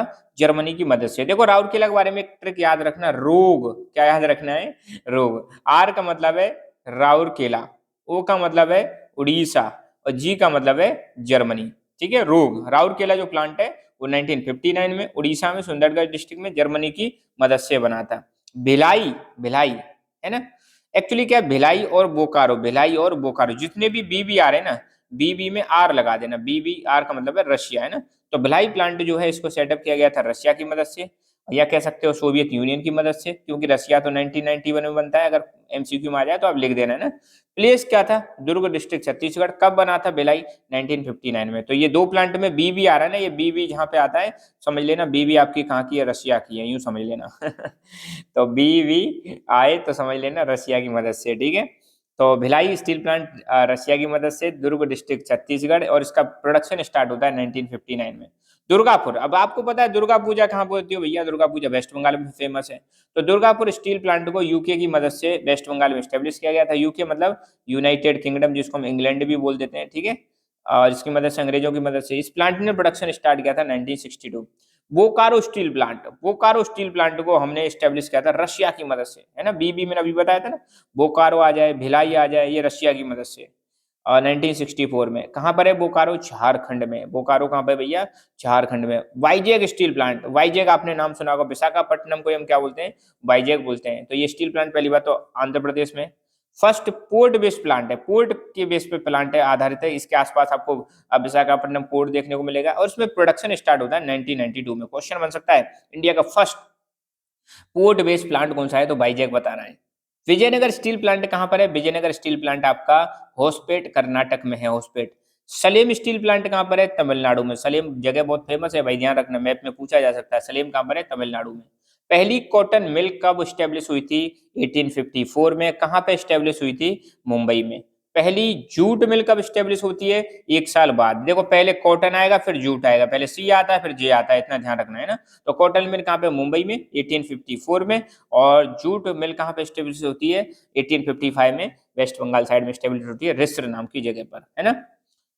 विच place is known as Manchester of India? Manchester of India किसको कहा जाता है? अहमदाबाद, जो कि गुजरात में मैनचेस्टर ऑफ इंडिया कहा जाता है। एक्चुअली मैनचेस्टर कहाँ है? इंग्लैंड में। वहां पर कॉटन टेक्सटाइल का प्रोडक्शन बहुत ज्यादा होता है मैनचेस्टर का। सिमिलरली भारत में भी अहमदाबाद में कॉटन टेक्सटाइल का प्रोडक्शन बहुत होता है। शुगर इंडस्ट्री पे छोटा सा नोट, अब वैसे तो 3 नंबर का आएगा, पर एक एक नंबर के हिसाब से आपको ध्यान रखना है। शुगर इंडस्ट्री पहली बात तो एग्रो बेस्ड इंडस्ट्री है, एमसीक्यू में पूछा जा सकता है। सीजनल इंडस्ट्री है, क्योंकि शुगर का सीजन गया शुगर केन का तो शुगर नहीं बनती है। और बहुत इंपॉर्टेंट क्वेश्चन, पहली जो शुगर मिल लगी थी बिहार में 1903 में लगी थी, है ना। और इंडिया लार्जेस्ट प्रोड्यूसर है दोनों का, शुगर केन का भी और केन शुगर का भी, है ना। पेट्रोलियम इंडस्ट्री के सब ग्रुप कौन कौन से हैं? तो polymers, synthetic fibres, elastomers, surface, intermediate. Which place is known as hub of petrochemical industries? Hub of petrochemical industries किसको बोला जाता है? मुंबई। इंडस्ट्रियल पॉलिसी कब आई थी? 1991 में। आप सबको पता है 1991 में एलपीजी रिफॉर्म्स आए थे। कौन से रिफॉर्म्स आए थे? एलपीजी रिफॉर्म्स आए थे। लिबरलाइजेशन, प्राइवेटाइजेशन और ग्लोबलाइजेशन कब आए थे? 1991 में। उस समय भारत के प्रधानमंत्री कौन थे? पीवी नरसिम्हा राव। 1991 की बात कर रहा हूं मैं आपको। उस समय भारत के फाइनेंस मिनिस्टर कौन थे? डॉक्टर मनमोहन सिंह, ठीक है, ये फाइनेंस मिनिस्टर थे। और इसी समय पर आई थी हमारी new industrial policy. New industrial policy 1991, उसी दौरान हमने एलपीजी रिफॉर्म्स को लाए थे, ठीक है। बीपीओ की फुल फॉर्म क्या होती है? Business process outsourcing. Which economic reforms were adopted in 1991? Liberalization, privatization और ग्लोबलाइजेशन। एफडीआई की फुल फॉर्म क्या है? Foreign direct investment. प्राइवेटाइजेशन का मतलब क्या होता है, इकोनॉमी के वेरियस सेक्टर्स को प्राइवेट कंपनियों को दे देना। प्राइवेट कंपनी चाहे डोमेस्टिक हो चाहे इंटरनेशनल हो। डोमेस्टिक मतलब देश की हो या फिर विदेशी हो। ग्लोबलाइजेशन का मतलब क्या है, अपने देश की इकोनॉमी को दुनिया की इकोनॉमी के साथ जोड़ना ग्लोबलाइजेशन कहलाता है। सुएज कैनाल कब ओपन होती है, 1869 में। पहली जूट मिल कहाँ लगी थी, डिस्ट्रिक्ट में वेस्ट बंगाल। और 1855 में, मैं बता चुका हूँ, ये क्वेश्चन अब बार बार रिपीट होंगे। Name the iron and steel plant situated in Chhattisgarh. Chhattisgarh में कौन सा आयरन और स्टील प्लांट है भैया, ये है भिलाई। भिलाई छत्तीसगढ़ में है ना, Bhilai BC, Bhilai Chhattisgarh BC, Bhilai Chhattisgarh, right. What was the major objective of industrial policy adopted after independence. उसका ऑब्जेक्टिव क्या था इंडस्ट्रियल पॉलिसी का, इसका ऑब्जेक्टिव यही था कि रीजनल इम्बैलेंस को कम करना इंडस्ट्रियल डेवलपमेंट के माध्यम से। रीजनल इम्बैलेंस का मतलब क्या है, कुछ एरिया बहुत ज्यादा डेवलप है, कुछ एरिया बहुत कम डेवलप है, तो जो एरिया कम डेवलप है वहां पे इंडस्ट्री लगाओ और उनको डेवलप करो। Name the largest centres of cotton textile industry in Maharashtra and Gujarat. Maharashtra और गुजरात में कौन कौन सी जगह पे सबसे ज्यादा कॉटन और कॉटन टेक्सटाइल का प्रोडक्शन होता है, तो महाराष्ट्र में है मुंबई और गुजरात में है अहमदाबाद। यहाँ पे कॉटन टेक्सटाइल प्रोडक्शन बहुत ज्यादा होता है। Which state is the largest producer of cotton textile in India. किस स्टेट में सबसे ज्यादा कॉटन टेक्सटाइल का प्रोडक्शन होता है, Maharashtra. What is the rank of India among sugar producing countries. Sugar producing countries में इंडिया पहले नंबर पे आता है। अब हम ओनली एमसीक्यूज देखेंगे। Which one of the following industry uses limestone as raw material. Limestone किस में यूज होता है, aluminium industry, cement industry, sugar industry, jute. तो शुगर जूट एल्युमिनियम में नहीं होता, कहाँ पे होता है, सीमेंट में लाइमस्टोन का यूज होता है। अगला question, which one of the following agencies market steel for public sector plants. तो इनमें से कौन सी एजेंसी है जो स्टील की मार्केटिंग करती है, सरकारी जो स्टील के प्लांट हैं, HAIL, SAIL, Tata Steel, MNCC। तो इसमें सही आंसर है SAIL, Steel authority of India Limited, जो कि 1973 में बनी थी। ये मार्केटिंग करती है किसकी, स्टील की मार्केटिंग करती है सरकारी कंपनियों के लिए, स्टील की जो company. Which one of the following industry uses bauxite as raw material. Bauxite एक आपको पता है और है, इसका इस्तेमाल किया जाता है एल्युमिनियम, किसमें किया जाता है, एल्युमिनियम इंडस्ट्री में किया जाता है। तो एल्युमिनियम जो है बॉक्साइट से बनता है, साइंस में आपने पढ़ा होगा, ठीक है। इनमें नहीं बनता, सीमेंट जूट स्टील में नहीं बनता, नहीं यूज होता, सॉरी। मैंने बात फर्स्ट शुगर मिल स्टेब्लिश्ड, अभी थोड़ी देर पहले पढ़ा था। फर्स्ट शुगर मिल कहाँ पर लगी थी, बिहार में लगी थी। कब लगी थी, 1903 में first sugar mill. Manufacturing is activity of which type. Manufacturing किस टाइप की एक्टिविटी है, प्राइमरी, सेकेंडरी, टर्सरी, क्वार्टरनरी। तो मैन्युफैक्चरिंग सेकेंडरी एक्टिविटी में आती है, ध्यान रखना। एग्रो वेस्ट इंडस्ट्री कौन सी है इन चारों में से, आयरन, कॉटन, एल्युमिनियम, सीमेंट। तो देखो बस, सीमेंट एग्रीकल्चर से नहीं बनता, आयरन नहीं बनता, कॉटन बनता है भैया। कॉटन जो है agro based industry. Agro based industries कौन सी होती हैं, ऐसी इंडस्ट्रीज जिनके लिए रॉ मटेरियल कहाँ से आ रहा है, एग्रीकल्चर से आ रहा है, या ऐसी इंडस्ट्री जो एग्रीकल्चर पर डिपेंड होती है, उसको हम बोलते हैं agro based industries. First cotton mill कब सेटअप हुई थी, फर्स्ट कॉटन मिल 1854 में सेटअप हुई थी, मुंबई महाराष्ट्र में सेटअप हुई थी। और एक चीज ध्यान रखना यार, कॉमन सी चीज ध्यान दे दो, है ना, तो दिक्कत कम आएगी। देखो, इंडिया का ये वाला सेक्टर है, इसको हम बोलते हैं वेस्टर्न पार्ट, और इंडिया का ये वाला सेक्टर है ईस्टर्न पार्ट। तो कॉटन का प्रोडक्शन तो किधर हुआ, वेस्टर्न वाले भाग में, और जूट का ज्यादा प्रोडक्शन किधर हुआ, ईस्ट वाले भाग में। जब कॉटन इंडस्ट्रीज की बात करेंगे तो इधर महाराष्ट्र, मुंबई, गुजरात की बात करेंगे, और जूट की बात करेंगे तो वेस्ट बंगाल साइड की बात करेंगे, आसाम की बात करेंगे, ठीक है। तो पहली कॉटन टेक्सटाइल इंडस्ट्री 1854 में मुंबई में, महाराष्ट्र में। और जूट मिल्स मेनली कहाँ पाई जाती है, मैंने अभी बताया था, जूट ईस्ट की साइड में मिलेंगी। और आपको पता होगा बहुत सारा जूट प्रोड्यूसिंग एरिया हमारा 1947 में किधर चला जाता है, पहले हम इसको ईस्ट पाकिस्तान बोलते थे, बाद में 1971 में पाकिस्तान, वो बांग्लादेश बोल देंगे। तो जूट मिल्स ज्यादातर इधर साइड में पाई जाती है, वेस्ट बंगाल साइड में। और तो कौन सी जगह पर है, Mahanadi basin, Damodar basin, Hooghly basin, Kosi. तो हुगली आपको पता है कोलकाता में, तो हुगली बेसिन के आसपास बहुत सारी इंडस्ट्रीज है, किसकी, जूट की। Which one of the following referred as basic industry. पहली बात तो ध्यान दो, बेसिक इंडस्ट्री किसको बोलते हैं। बेसिक इंडस्ट्री वो होती है, जैसे फॉर एग्जांपल बेसिक इंडस्ट्री मान लो ये है कोई बेसिक इंडस्ट्री, इसने जो फिनिश्ड गुड्स बनाया ना, फिनिश्ड गुड्स, ये किसी दूसरी इंडस्ट्रीज के लिए रॉ मटेरियल की तरह काम करेगा। For example iron and steel industry है, इसने आयरन बनाया, अब किसी कंपनी ने इसी आयरन को यूज किया और इससे टूल्स बना दिए, मशीन टूल्स बना दिए, इससे मान लो कुछ और कोई मशीन बना दी, समझ रहे हो। तो ये जो कंपनी है जो आयरन पे डिपेंड है, अपने टूल्स, मशीन से जो भी प्रोडक्ट है बनाने के लिए, ये खुद आयरन नहीं बनाती, ये आयरन एंड स्टील इंडस्ट्री से आयरन लेती है। तो ऐसी इंडस्ट्री जो किसी दूसरी इंडस्ट्री के लिए रॉ मटेरियल प्रोवाइड करा रही है, उनको हम बोलते हैं बेसिक इंडस्ट्रीज। तो एग्जांपल कौन सा आ जाएगा बेसिक इंडस्ट्री का, केमिकल इंडस्ट्री बिल्कुल नहीं, एग्रो बिल्कुल नहीं, एल्यूमिनियम बिल्कुल नहीं, आयरन एंड स्टील इंडस्ट्री इसका एग्जांपल है। In which state Jamshedpur iron and steel industry located. हमने अभी देखा था जमशेदपुर वाला प्लांट कहाँ पर है, झारखंड में। कहाँ पे, झारखंड में। वेस्ट बंगाल में कौन सा प्लांट है, दुर्गापुर प्लांट है। बिहार में तो कोई प्लांट है नहीं ऐसा। उड़ीसा में है, मैंने बताया था राउरकेला। कहाँ पे, उड़ीसा में। रोग मैंने ट्रिक बताई थी, राउरकेला उड़ीसा, किसकी मदद से, जर्मनी की मदद से। फुटलूज इंडस्ट्री आपको पता ही है, जिनको कभी भी कहीं भी लोकेट किया जा सकता है, रॉ मटेरियल पर डिपेंड नहीं होती है, कहीं दुनिया के किसी भाग से इनके लिए पार्ट्स को ऑब्टेन किया जा सकता है। तो फुटलूज इंडस्ट्री के एग्जांपल आयरन स्टील बिल्कुल नहीं है, कॉटन टेक्सटाइल बिल्कुल नहीं है, सीमेंट बिल्कुल नहीं है। इलेक्ट्रॉनिक्स इंडस्ट्री जो है फुटलूज इंडस्ट्री के एग्जांपल है। Which state is the largest producer of sugar, India में सबसे ज्यादा शुगर का प्रोडक्शन कौन सा स्टेट करता है, तो सही आंसर है आपका Maharashtra. Which city is known as Silicon Valley of India, Silicon Valley of India के नाम से किसको जानते हैं, सबको पता है भैया, बेंगलोर को जानते हैं ना, बेंगलोर जो है। Which is not a feature of new industrial policy, new industrial policy आपको पता है 1991 में आई थी, तो उसमें 4 ऑप्शन दे रखे हैं, ये कह रहे हैं कौन सा फीचर नहीं है। अबोलिशन ऑफ लाइसेंसिंग, इंडस्ट्रियलाइजेशन बिल्कुल सही बात है, पहले के टाइम पे लाइसेंस राज चलता था, इसको खत्म कर दिया गया था। फॉरेन इन्वेस्टमेंट पॉलिसी बिल्कुल सही बात है, ये भी सही है। Free entry of foreign technology, ये भी सही है। मैक्सिमम इंटरफेरेंस ऑफ गवर्नमेंट, ये सही नहीं है। इस पॉलिसी में ऐसा कहीं भी नहीं लिखा हुआ था कि सरकार इंटरफेयर करेगी, ठीक है, तो इसका सही आंसर क्या है, ये फीचर नहीं है। अपना नेक्स्ट क्वेश्चन है, which one of the following is not a factor of industrial location, industry की लोकेशन को डिफाइन करने के लिए इनमें कौन सा फैक्टर नहीं है। Power supply, population density, capital, market. तो देखो पावर चाहिए आपको, कैपिटल चाहिए, पैसा चाहिए, मार्केट भी चाहिए, मगर पॉपुलेशन डेंसिटी कोई फैक्टर नहीं है इंडस्ट्री की लोकेशन के लिए। राउरकेला स्टील प्लांट कहाँ पर लोकेटेड है भैया, राउरकेला उड़ीसा में। कई बार आ गया ना रोग, Rourkela Orissa, Germany. Industrial policy, नई इंडस्ट्रियल पॉलिसी को कब अनाउंस किया गया था भाई, 1991, बताइए ना आपको। विच of the following factors affect the location of industries, कौन कौन से फैक्टर हैं जो लोकेशन ऑफ इंडस्ट्रीज को अफेक्ट करते हैं। Raw material, market, transport, all of the above. तो सही आंसर हो जाएगा ऑल ऑफ द अबव, शुरुआत में हम देख चुके हैं।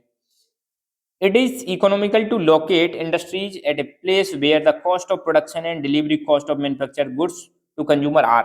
अब बताओ कोई ये जगह है ना, तो यहाँ पर अगर मुझे इंडस्ट्री लगानी है तो मैं किस जगह पर इंडस्ट्री लगाऊंगा, जहाँ पे प्रोडक्शन की कॉस्ट ज्यादा हो या कम हो, बिल्कुल कम हो। डिलीवरी कॉस्ट कम हो या ज्यादा हो, कम हो। अगर प्रोडक्शन की कॉस्ट होगी तो कंज्यूमर के लिए तो महंगा पड़ेगा ना, तो हम उस जगह पर इंडस्ट्री लगाएंगे जहां पर प्रोडक्शन और डिलीवरी कॉस्ट जो है मैन्युफैक्चर गुड्स की कंज्यूमर्स के लिए वो सबसे कम हो। तो सही आंसर हो जाएगा लीस्ट, लीस्ट मतलब सबसे कम। Industry using weight losing raw materials should be located near to, ऐसी इंडस्ट्री जो वेट लूजिंग रॉ मटेरियल पर डिपेंड करते हैं। वेट लूजिंग रॉ मटेरियल क्या होता है, समय के साथ जिसकी क्वालिटी कम हो जाए, क्वांटिटी कम हो जाए, जो वेट लूज कर दे, उसको हम वेट लूजिंग रॉ मटेरियल बोलते हैं। तो ऐसी इंडस्ट्री जो वेट लूजिंग रॉ मटेरियल पर आधारित होती हैं, उनको हम कहाँ पे लगाते हैं, near the raw material, raw material के पास लगाते हैं, ताकि जल्दी से जल्दी वो इंडस्ट्री में जा सके और ज्यादा से ज्यादा उससे प्रोडक्शन किया जा सके। मार्केट कोई मतलब नहीं है, वेट लूजिंग इंडस्ट्री का मार्केट से कोई लेना देना नहीं है, पावर से कोई लेना देना नहीं है, ट्रांसपोर्ट नेटवर्क से कोई लेना देना नहीं है, रॉ मटेरियल से लेना देना है, रॉ मटेरियल के पास लगाते हैं इनको, है ना। विच of the following is an example of power intensive industry, power intensive industry कौन सी होती है, ऐसी इंडस्ट्री जहां पे इलेक्ट्रिसिटी का बहुत ज्यादा कंजप्शन होता है, बहुत ज्यादा इलेक्ट्रिसिटी की डिमांड होती है, उनको हम बोलते हैं पावर इंटेंसिव इंडस्ट्रीज। तो कौन सी है इनमें से, शुगर इंडस्ट्री नहीं है, सिंथेटिक नाइट्रोजन और एल्यूमिनियम इंडस्ट्रीज है। तो सही आंसर इसका D, only A and B. Which of the following is example of non basic industry, अब देखो बेसिक इंडस्ट्री तो मैंने बताया था, ऐसी इंडस्ट्री जिनका जो फिनिश्ड गुड है वो रॉ मटेरियल की तरह काम करेगा किसी दूसरे इंडस्ट्री के लिए। और नॉन बेसिक इंडस्ट्री वो होती है जिनका जो फिनिश्ड गुड्स है उसको डायरेक्टली कंज्यूमर यूज करता है, कंज्यूमर के द्वारा उसको कंज्यूम कर लिया जाता है। जैसे चाय, चाय को डायरेक्टली कंज्यूम करते हैं, ब्रेड को कंज्यूम करते हैं, बिस्कुटों को भी कंज्यूम करते हैं। तो सही आंसर हो जाएगा ऑल ऑफ द अबव। तो नॉन बेसिक इंडस्ट्री जो होती है उसको हम बोल सकते हैं कंज्यूमर इंडस्ट्रीज, है ना। विच one of the following is an example of agro based industries, agro based industry के एग्जांपल बताना है। मैंने बताई थी एग्रो बेस्ड इंडस्ट्रीज क्या होती हैं, जो एग्रीकल्चर पर आधारित होती हैं। तो शुगर आधारित है, कॉटन आधारित है, रबर आधारित है। तो सही आंसर हो जाएगा all of the above. Which of the following industry is also known as house hold industry, देखो हाउस होल्ड इंडस्ट्री हम किसको बोलते हैं, कॉटेज इंडस्ट्री को ही हम हाउस होल्ड इंडस्ट्री बोलते हैं। हाउस होल्ड इंडस्ट्री में जो काम करने वाले लोग होते हैं वो फैमिली मेंबर्स होते हैं, कुछ ज़्यादा टेक्नोलॉजी की जरूरत नहीं पड़ती, जनरली जो प्रोडक्शन होता है उसको घर में ही कंज्यूम कर लिया जाता है, सरप्लस इसमें बहुत कम होता है, प्रिमिटिव टूल्स का इस्तेमाल किया जाता है, बहुत ही कम कैपिटल इन्वेस्टमेंट की जरूरत पड़ती है, वो होती है हाउस होल्ड इंडस्ट्री जो घर से ही चल रही है। तो इसमें सही आंसर आ जाएगा इसका cottage industry. What are the raw materials of iron and steel industry, iron और स्टील इंडस्ट्री में कौन कौन सा रॉ मटेरियल यूज करते हैं, कोल का इस्तेमाल करते हैं, आयरन ओर का इस्तेमाल करते हैं, मैग्नीज का इस्तेमाल करते हैं। तो सही आंसर हो जाएगा all of the above. TISCO किस नदी के किनारे पर है टिस्को, तो टिस्को आपका यहाँ पे नदी नदी देखी, सोमन रेखा, Kharkai, Mahanadi only and B तो हमने पहले भी देख लिया शुरुआत में, सुवर्ण रेखा और खारकई जो रिवर है इसके पास लगा हुआ है टिस्को प्लांट। टिस्को की फुल फॉर्म क्या है? Tata Iron and Steel company, ठीक है। Which one of the following is the second largest industry of India? Second largest agro based industry, यहाँ पे आएगा second largest agro based industry. Second largest agro based industry कौन सी है? तो cotton, sugar, rubber, jute, सही answer है इसका sugar industry. पहले नंबर पे जो एग्रो बेस्ड इंडस्ट्री आती है वो है आपकी कॉटन टेक्सटाइल इंडस्ट्री। दूसरे नंबर पे जो एग्रो बेस्ड इंडस्ट्री आती है वो है आपकी sugar industry.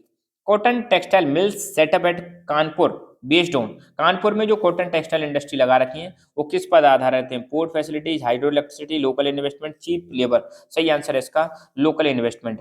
What is the raw material for petrochemical industries? Petrochemical industries में कौन सा रॉ मटेरियल यूज होता है? Copper, petroleum, natural gas, coal, तो आपको लग ही रहा है इसका सही आंसर क्या है? Petroleum. Which one of the following city is known as hub of petrochemical industries? या पेट्रोकेमिकल सेक्टर का हब किस सिटी को बोला जाता है?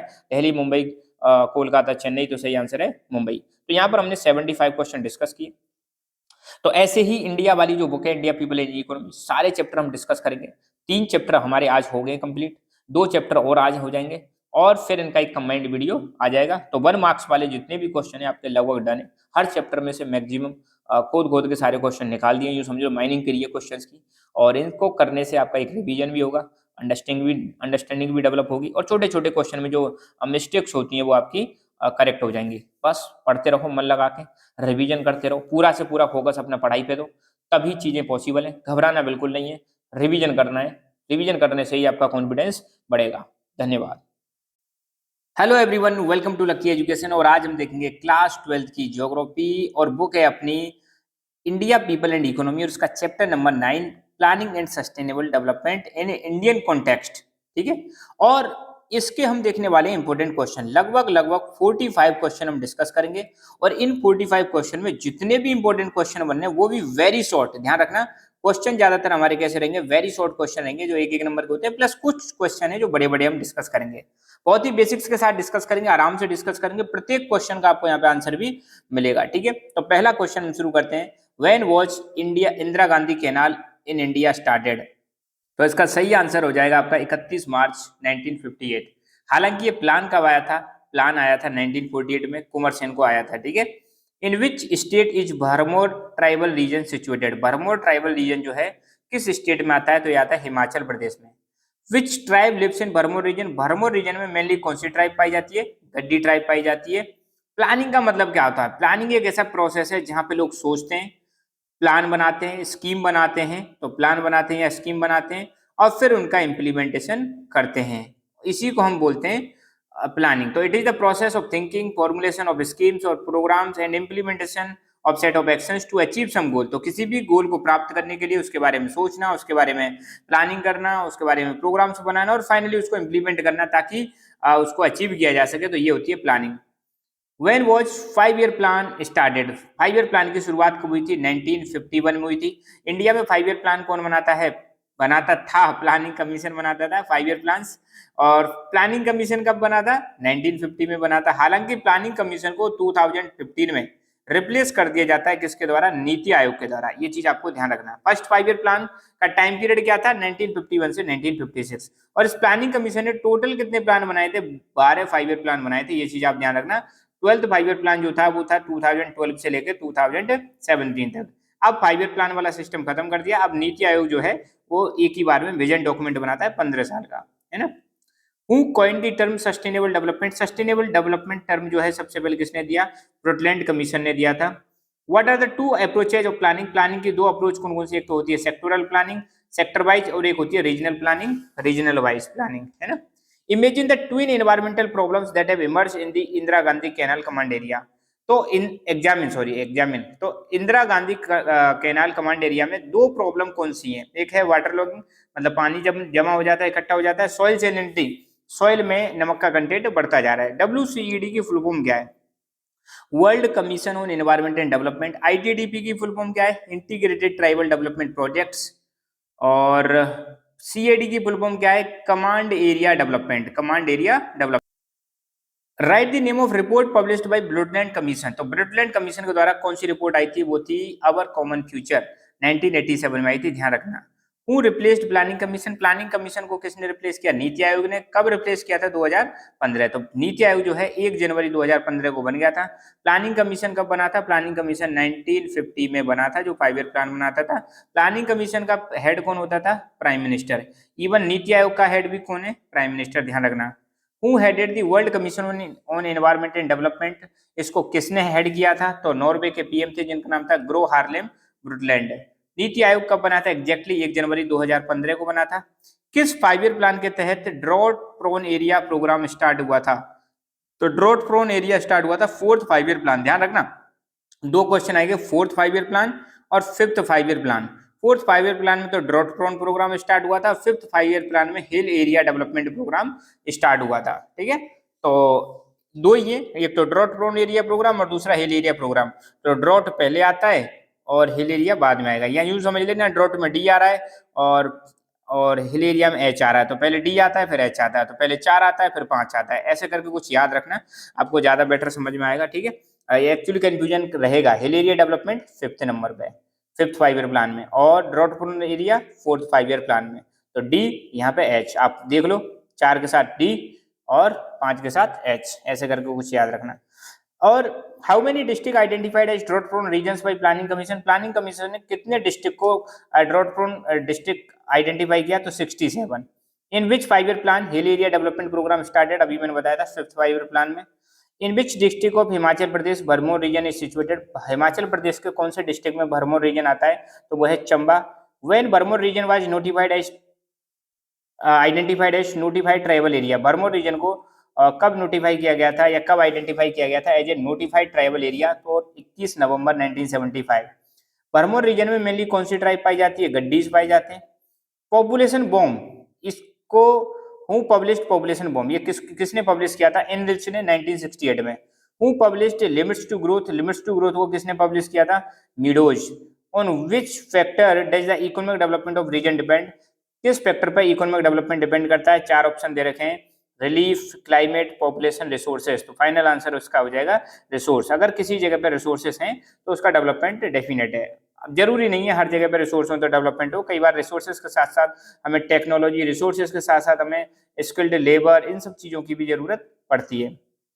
What should be the height of an area in the hill area development program, अगर किसी area में, एरिया को हिल एरिया डेवलपमेंट प्रोग्राम में इंक्लूड करना है तो उसको हाइट कितनी होनी चाहिए उस एरिया की? तो मिनिमम दे रखिए 600 मीटर हाइट होनी चाहिए। Which river flow through Bharmour region, Bharmour region में कौन सी रिवर फ्लो करती है? रावी रिवर। नीति आयोग का चेयरमैन कौन है? Prime minister. आज की डेट में चेयरमैन कौन है अभी करंट में? तो पीएम नरेंद्र मोदी जी। और who conceive the plan of Indira Gandhi plan canal, Indira Gandhi canal का प्लान किसने कंसीव किया था? किसको आया था सबसे पहले? 1948 में कुंवर सेन को इन्होंने कंसीव किया था, या इन्होंने दिया था, यूं समझ लो। रीजनल प्लानिंग का पर्पज क्या होता है? रीजनल प्लानिंग का मेन पर्पज होता है रीजनल इम्बेलेंस को खत्म करना। रीजनल इम्बेलेंस का मतलब क्या है? जैसे मान लो भारत में ये वाला रीजन बहुत ज्यादा डेवलप है ना, डेवलप्ड है अच्छी तरह से, वेल डेवलप्ड वीडी। ये वाला रीजन जो है लेस डेवलप्ड है, लेस डेवलप्ड मान के चल रहे हैं। तो रीजनल प्लानिंग का पर्पज क्या होगा? इन दोनों में बैलेंस स्टेब्लिश करना है, जो इम्बैलेंस है इसको खत्म करना है, ये पर्पज है। ठीक है, what is the meaning of regional planning? Question वही है, to reduce regional imbalance. How much percent of land to be irrigated in drought prone areas, drought prone areas में कितनी जमीन मिनिमम इरिगेटेड होनी चाहिए? 30%। तो ड्रॉट प्रोन एरिया वो होते हैं जहां पे जमीन जो है ओनली 30% जो जमीन है वो है इरिगेटेड, बाकी इरिगेटेड नहीं है। किस कैनाल को राजस्थान कैनाल के नाम से जानते हैं? Indira Gandhi canal. 12th 5 year plan का टाइम पीरियड क्या था? 2012 से 2017 के बीच में। मैंने अभी बताया था 5 ईयर प्लान वाला जो कॉन्सेप्ट है, 5 ईयर प्लान बनाने की शुरुआत सबसे पहले दुनिया में यूएसएसआर ने की थी, यूएसएसआर से इंडिया ने सीखा, और इंडिया ने 5 ईयर प्लान बनाने के लिए एक इंस्टीट्यूशन बनाया जिसका नाम था प्लानिंग कमीशन। यही प्लानिंग कमीशन 5 ईयर प्लान बनाता था। फर्स्ट 5 ईयर प्लान मैंने बताया था आपको 1951 से 1956 के बीच में। टोटल कितने 5 ईयर प्लान बने अब तक? 12। 12वें का कितना टाइम पीरियड? 2012 से 2017 के बीच में, ये ध्यान रखना। ठीक है, when planning commission was established, अरे बार बार आ रहा है, 1950 में बना था, है ना। प्लानिंग कमीशन को रिप्लेस करके नीति आयोग कब बन गया? नीति आयोग 2015 में बन गया। तो एक प्रकार से रिवीजन पर रिवीजन हो रहा है आपका। विच of the following is not an example of sectoral planning, इनमें से कौन सा एग्जांपल सेक्टोरल प्लानिंग में नहीं आता है? एग्रीकल्चर, हिल area development, irrigation, social infrastructure. तो देखो सेक्टरल प्लानिंग में एग्रीकल्चर आता है, इरीगेशन आता है, सोशल इंफ्रास्ट्रक्चर आता है, मतलब सेक्टर्स आते हैं। मगर हिल एरिया एक अपने आप में एरिया हो गया, तो ये रीजनल प्लानिंग में आ जाएगा। From which place Indira Gandhi canal taken out, Indira Gandhi canal कहाँ से आ रही है, हरिके बैराज। कहाँ पे हरिके बैराज, पंजाब में, ठीक है। इंदिरा गांधी कैनाल की प्लान लेंथ कितनी है, 9060 kilometre. Indira Gandhi canal irrigation का एग्रीकल्चर पर क्या नेगेटिव इम्पैक्ट है, नेगेटिव इम्पैक्ट में पानी भर जाता है और सॉइल की सैलिनिटी बढ़ रही है। 15 साल का विजन डॉक्यूमेंट कौन तैयार करता है, नीति आयोग। और इस 15 साल को डिवाइड कर देते हैं 5 भागों में, 3 3 3 3 और 3, ऐसे करके टोटल 3 3 साल के एक्सेल प्लान्स बनाए गए हैं इसके अंदर 15 साल में भी, ठीक है। तो 15 ईयर का विजन डॉक्यूमेंट कौन तैयार करता है, नीति आयोग। अब वो 5 ईयर वाला सिस्टम खत्म हो गया, 15 साल का एक लॉन्ग विजन तैयार होता है जिसको हम 5 भागों में ऐसे करके डिवाइड कर देते हैं एक्शन प्लान्स में, ठीक है। Give the example of target area programme, target area programme के एग्जांपल देने हैं, तो इसका है drought prone area development programme, desert development programme, hill area development programme. Sectoral planning क्या होती है, सेक्टर वाइज जो प्लानिंग की जाती है, तो it involves formulation and implementation of schemes और programmes that aims to develop various sectors of economy. तो यहाँ पे ऐसी स्कीम्स और ऐसे प्लान्स और बनाए जाते हैं और इम्प्लीमेंट किए जाते हैं जिससे अलग अलग इकोनॉमी के सेक्टर्स का डेवलपमेंट किया जा सके, जैसे agriculture, irrigation, manufacturing, power, construction, transport, communication, social infrastructure, service. ये सारे के सारे एग्जांपल हैं सेक्टोरल प्लानिंग का। Right A short note on world commission on environment and development, 1.5 में आंसर आ सकता है लिखने के लिए, ठीक है। तो world commission on environment and development, ठीक है। तो यूनाइटेड नेशंस ने world commission on environment and development को स्टैब्लिश किया ताकि इन्वायरमेंटल इश्यूज को डील किया जा सके, ठीक है। इस कमीशन को हेड किया था नॉर्वे के पीएम ग्रो हार्लेम ब्रुटलैंड, और इस कमीशन ने एक रिपोर्ट दी जिसका टाइटल था अवर कॉमन फ्यूचर। इस रिपोर्ट को जाना जाता है ब्रुटलैंड रिपोर्ट के नाम से 1987 में। तो ध्यान रखना, ब्रुटलैंड कमीशन के द्वारा, इस कमीशन को ब्रुटलैंड कमीशन ही बोलते हैं, इसने एक रिपोर्ट दी थी अवर कॉमन फ्यूचर, और इस रिपोर्ट का दूसरा नाम है ब्रुटलैंड रिपोर्ट। कब आई थी रिपोर्ट, 1987 में। 12वां रीजन बहुत ज्यादा अंडर डेवलप्ड क्यों है, क्योंकि यहाँ पे क्लाइमेट बहुत ज्यादा हार्श है, मतलब बहुत ज्यादा ठंडा रहता है, रिसोर्सेज ज्यादा है नहीं, इन्वायरमेंट फ्रेजाइल है, एग्रीकल्चर बेस्ड इकोनॉमी है। यहाँ पे मेनली आपको पता है गड्डी स्ट्राइप पाई जाती है, और गड्डी स्ट्राइप मेनली एक एक्टिविटी परफॉर्म करती है, ट्रांसह्यूमेंस एक्टिविटी। आप सबको पता होगा ट्रांसह्यूमेंस में क्या होता है कि गर्मियों में तो जो लोग हैं नीचे से हिली एरिया में ऊपर चले जाते हैं, और सर्दियों में ऊपर से नीचे आ जाते हैं, ऐसे करके सीजनल मूवमेंट होता है ना। और सोशियो इकोनॉमिक डिप्रीवेशन, यहाँ पे समाज और इकोनॉमी दोनों ही बहुत ज्यादा पिछड़े हुए हैं। सस्टेनेबल डेवलपमेंट क्या होता है, बहुत सिंपल है, आप सबको पता है। सस्टेनेबल डेवलपमेंट एक ऐसा डेवलपमेंट जहाँ पे प्रेजेंट की नीड्स को फुलफिल किया जा सके, फ्यूचर की जनरेशन का ध्यान रख सके, प्लस इन्वायरमेंट को कम से कम नुकसान पहुंचाए, ऐसा डेवलपमेंट क्या कहलाता है, सस्टेनेबल डेवलपमेंट, ठीक है। ये development that meets the needs of present without compromising the ability of future generation to meet their own needs called sustainable development. तो ऐसा डेवलपमेंट जिससे प्रेजेंट की नीड्स फुलफिल हो जाए, फ्यूचर की नीड्स का को भी कंप्रोमाइज ना किया जाए, और इन्वायरमेंट को कम से कम नुकसान पहुंचाया जाए, उसको हम बोलते हैं सस्टेनेबल डेवलपमेंट। और सस्टेनेबल डेवलपमेंट का दूसरा नाम है कॉन्टिन्यूअस डेवलपमेंट, ये भी ध्यान रखना, मतलब लगातार डेवलपमेंट है ना। ड्रॉट प्रोन एरियाज के एग्जाम्पल दो, तो वेस्टर्न राजस्थान, गुजरात के कुछ हिस्से, western Madhya Pradesh, Marathwada region of Maharashtra, Rayalaseema and Telangana, Karnataka plateau, highlands and interior of Tamil Nadu, ये हैं ड्रॉट प्रोन रीजन्स, ठीक है। शॉर्ट में कुछ रिवाइज कर लेते हैं। भरमौर ट्राइबल रीजन कहाँ पे पड़ता है, हिमाचल प्रदेश में, चंबा डिस्ट्रिक्ट में। इसको नोटिफाइड एरिया डिक्लेयर किया गया था 21 नवंबर 1975 को। इसका टोटल एरिया है 1818 स्क्वायर किलोमीटर। यहाँ पे मेनली गड्डी ट्राइब रहती है जो परमिटिक एक्टिविटी करती है, ट्रांसह्यूमेंस, और पॉपुलेशन इसकी है 39113 2011 के हिसाब से। Hill area development programme 5th 5 year plan के अंडर में आया था, और टोटल 15 डिस्ट्रिक्ट आइडेंटिफाई किए गए थे हिल एरिया डेवलपमेंट प्रोग्राम के अंदर। Drought prone area development programme 4th 5 year plan के अंदर स्टार्ट होता है, FYP का मतलब 4th 5 ईयर प्लान के अंदर इसको स्टार्ट किया जाता है, और 67 डिस्ट्रिक्ट्स को ड्रॉट प्रोन एरिया डिक्लेयर किया गया था प्लानिंग कमीशन के द्वारा 1967 में। और क्राइटेरिया क्या है ड्रॉट प्रोन एरिया के लिए, 30% एरिया, 30% से कम एरिया इरिगेटेड होना चाहिए, और ये किसने दिया ये क्राइटेरिया, इरिगेशन कमीशन ने 1972 में, ठीक है। तो आज के लेक्चर में बस इतना ही। तो ऐसे ही करके जो एक एक नंबर वाले आपके जो चैप्टर आ रहे हैं 1 मार्क्स वाले, इनको मैं करा दूंगा। पहले इंडिया पे फोकस रहेगा हमारा, इंडिया के टोटल 5 चैप्टर दे रखे हैं 2023 के एग्जाम के लिए, 1-2 दिन में सब कंप्लीट हो जाएंगे, ठीक है। फिर इनको एक साथ मर्ज कर दिया जाएगा। So thank you so much, keep learning, keep enjoying, and God bless you all. Hello everyone, welcome to Lucky Education. और आज हम देखेंगे क्लास 12th की ज्योग्राफी। क्लास 12th की ज्योग्राफी में चैप्टर नंबर 12, और अपनी बुक है इंडिया पीपल एंड इकोनॉमी, उसका चैप्टर नंबर 12 है geographical perspective on selected issues and problems.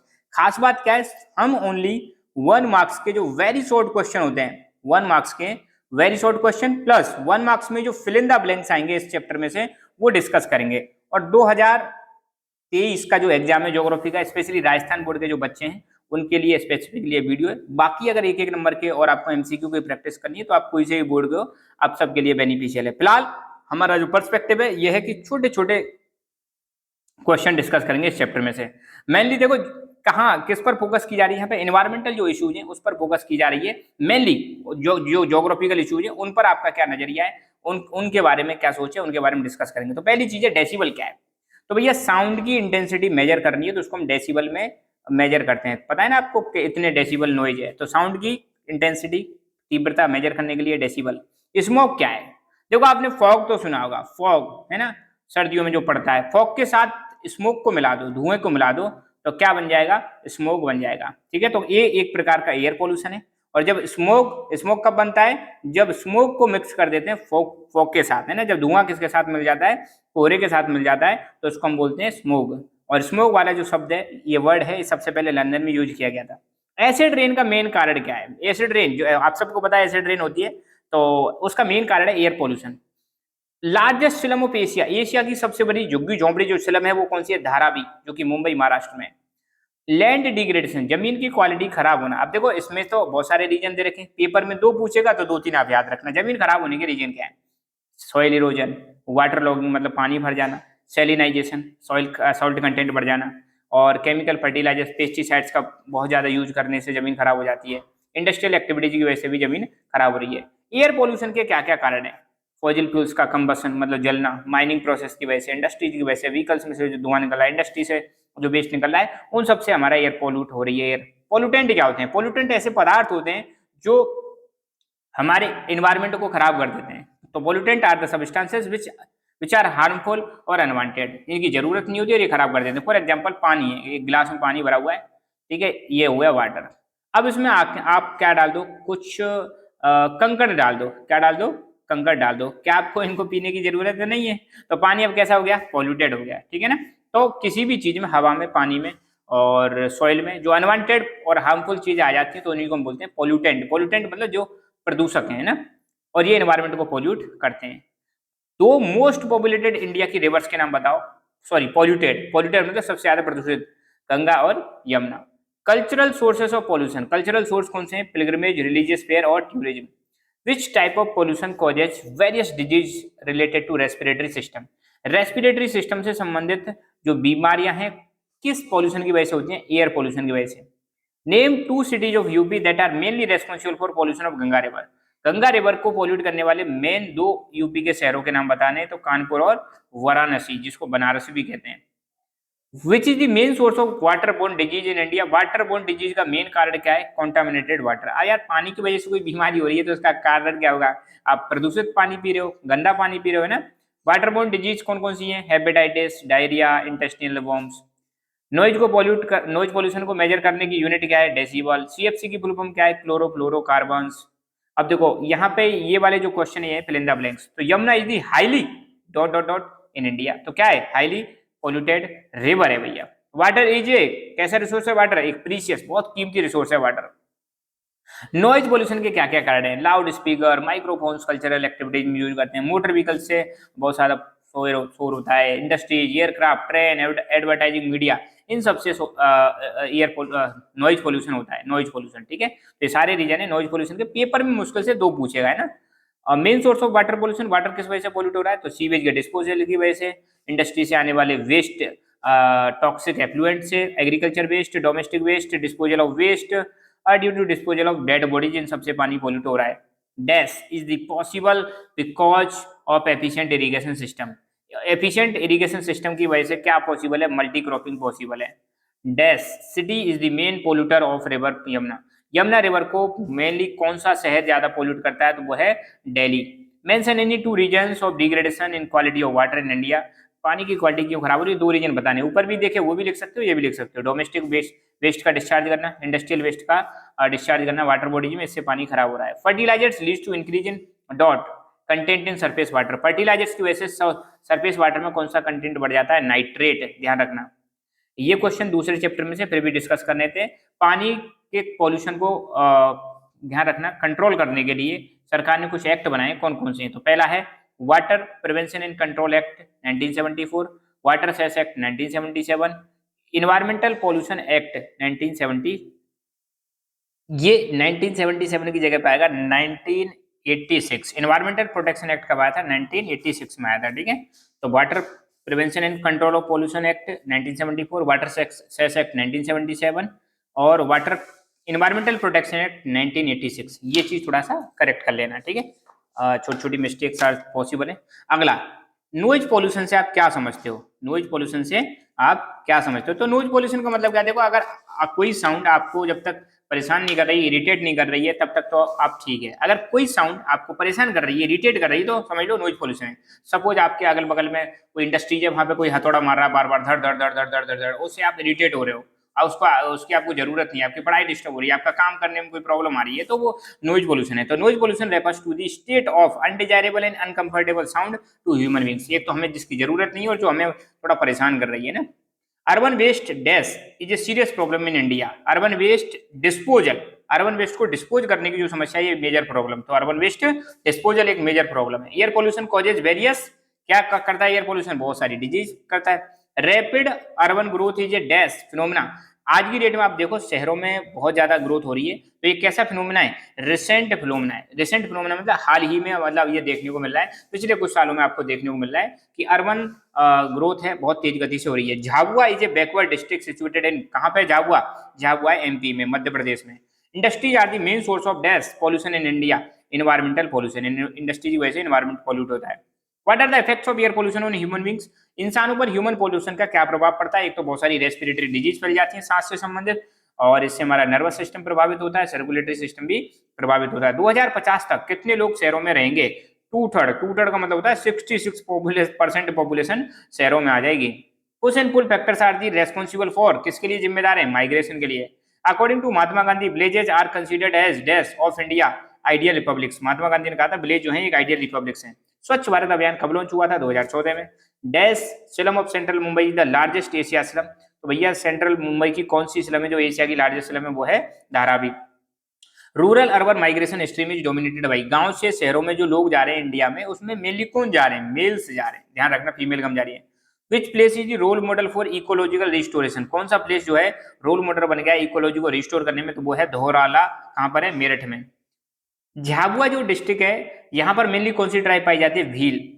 Is the main cause of acid rain, acid rain का main cause क्या है? Air pollution is the main cause of acid rain. तो यहाँ पे 40 question discuss किए और इनसे एक बार आपका रिवीजन हो जाएगा। फिर भी मैं आपको कहूंगा, सजेस्ट करूंगा कि एक बार जाने से पहले अपने नोट्स जरूर पढ़ें, ठीक है, क्योंकि कहीं से भी कोई सा भी क्वेश्चन आ सकता है। ये एक प्रैक्टिस के लिए है आपकी, है ना। सो थैंक यू। अच्छा, दूसरी चीज, इंडिया वाली बुक के एक दो दिन में, आजकल मैं आपको सारे चैप्टर जो जहां जहां से एक एक नंबर के क्वेश्चन आ रहे हैं ना, इंडिया वाली बुक के जो ज्योग्राफी के 5 चैप्टर हैं टोटल, पांचों के वीडियोस कल तक आपको मिल जाएंगे और फिर एक कंबाइंड वीडियो में आपको बना दूंगा इन सभी चैप्टर्स की। Okay, so thank you so much.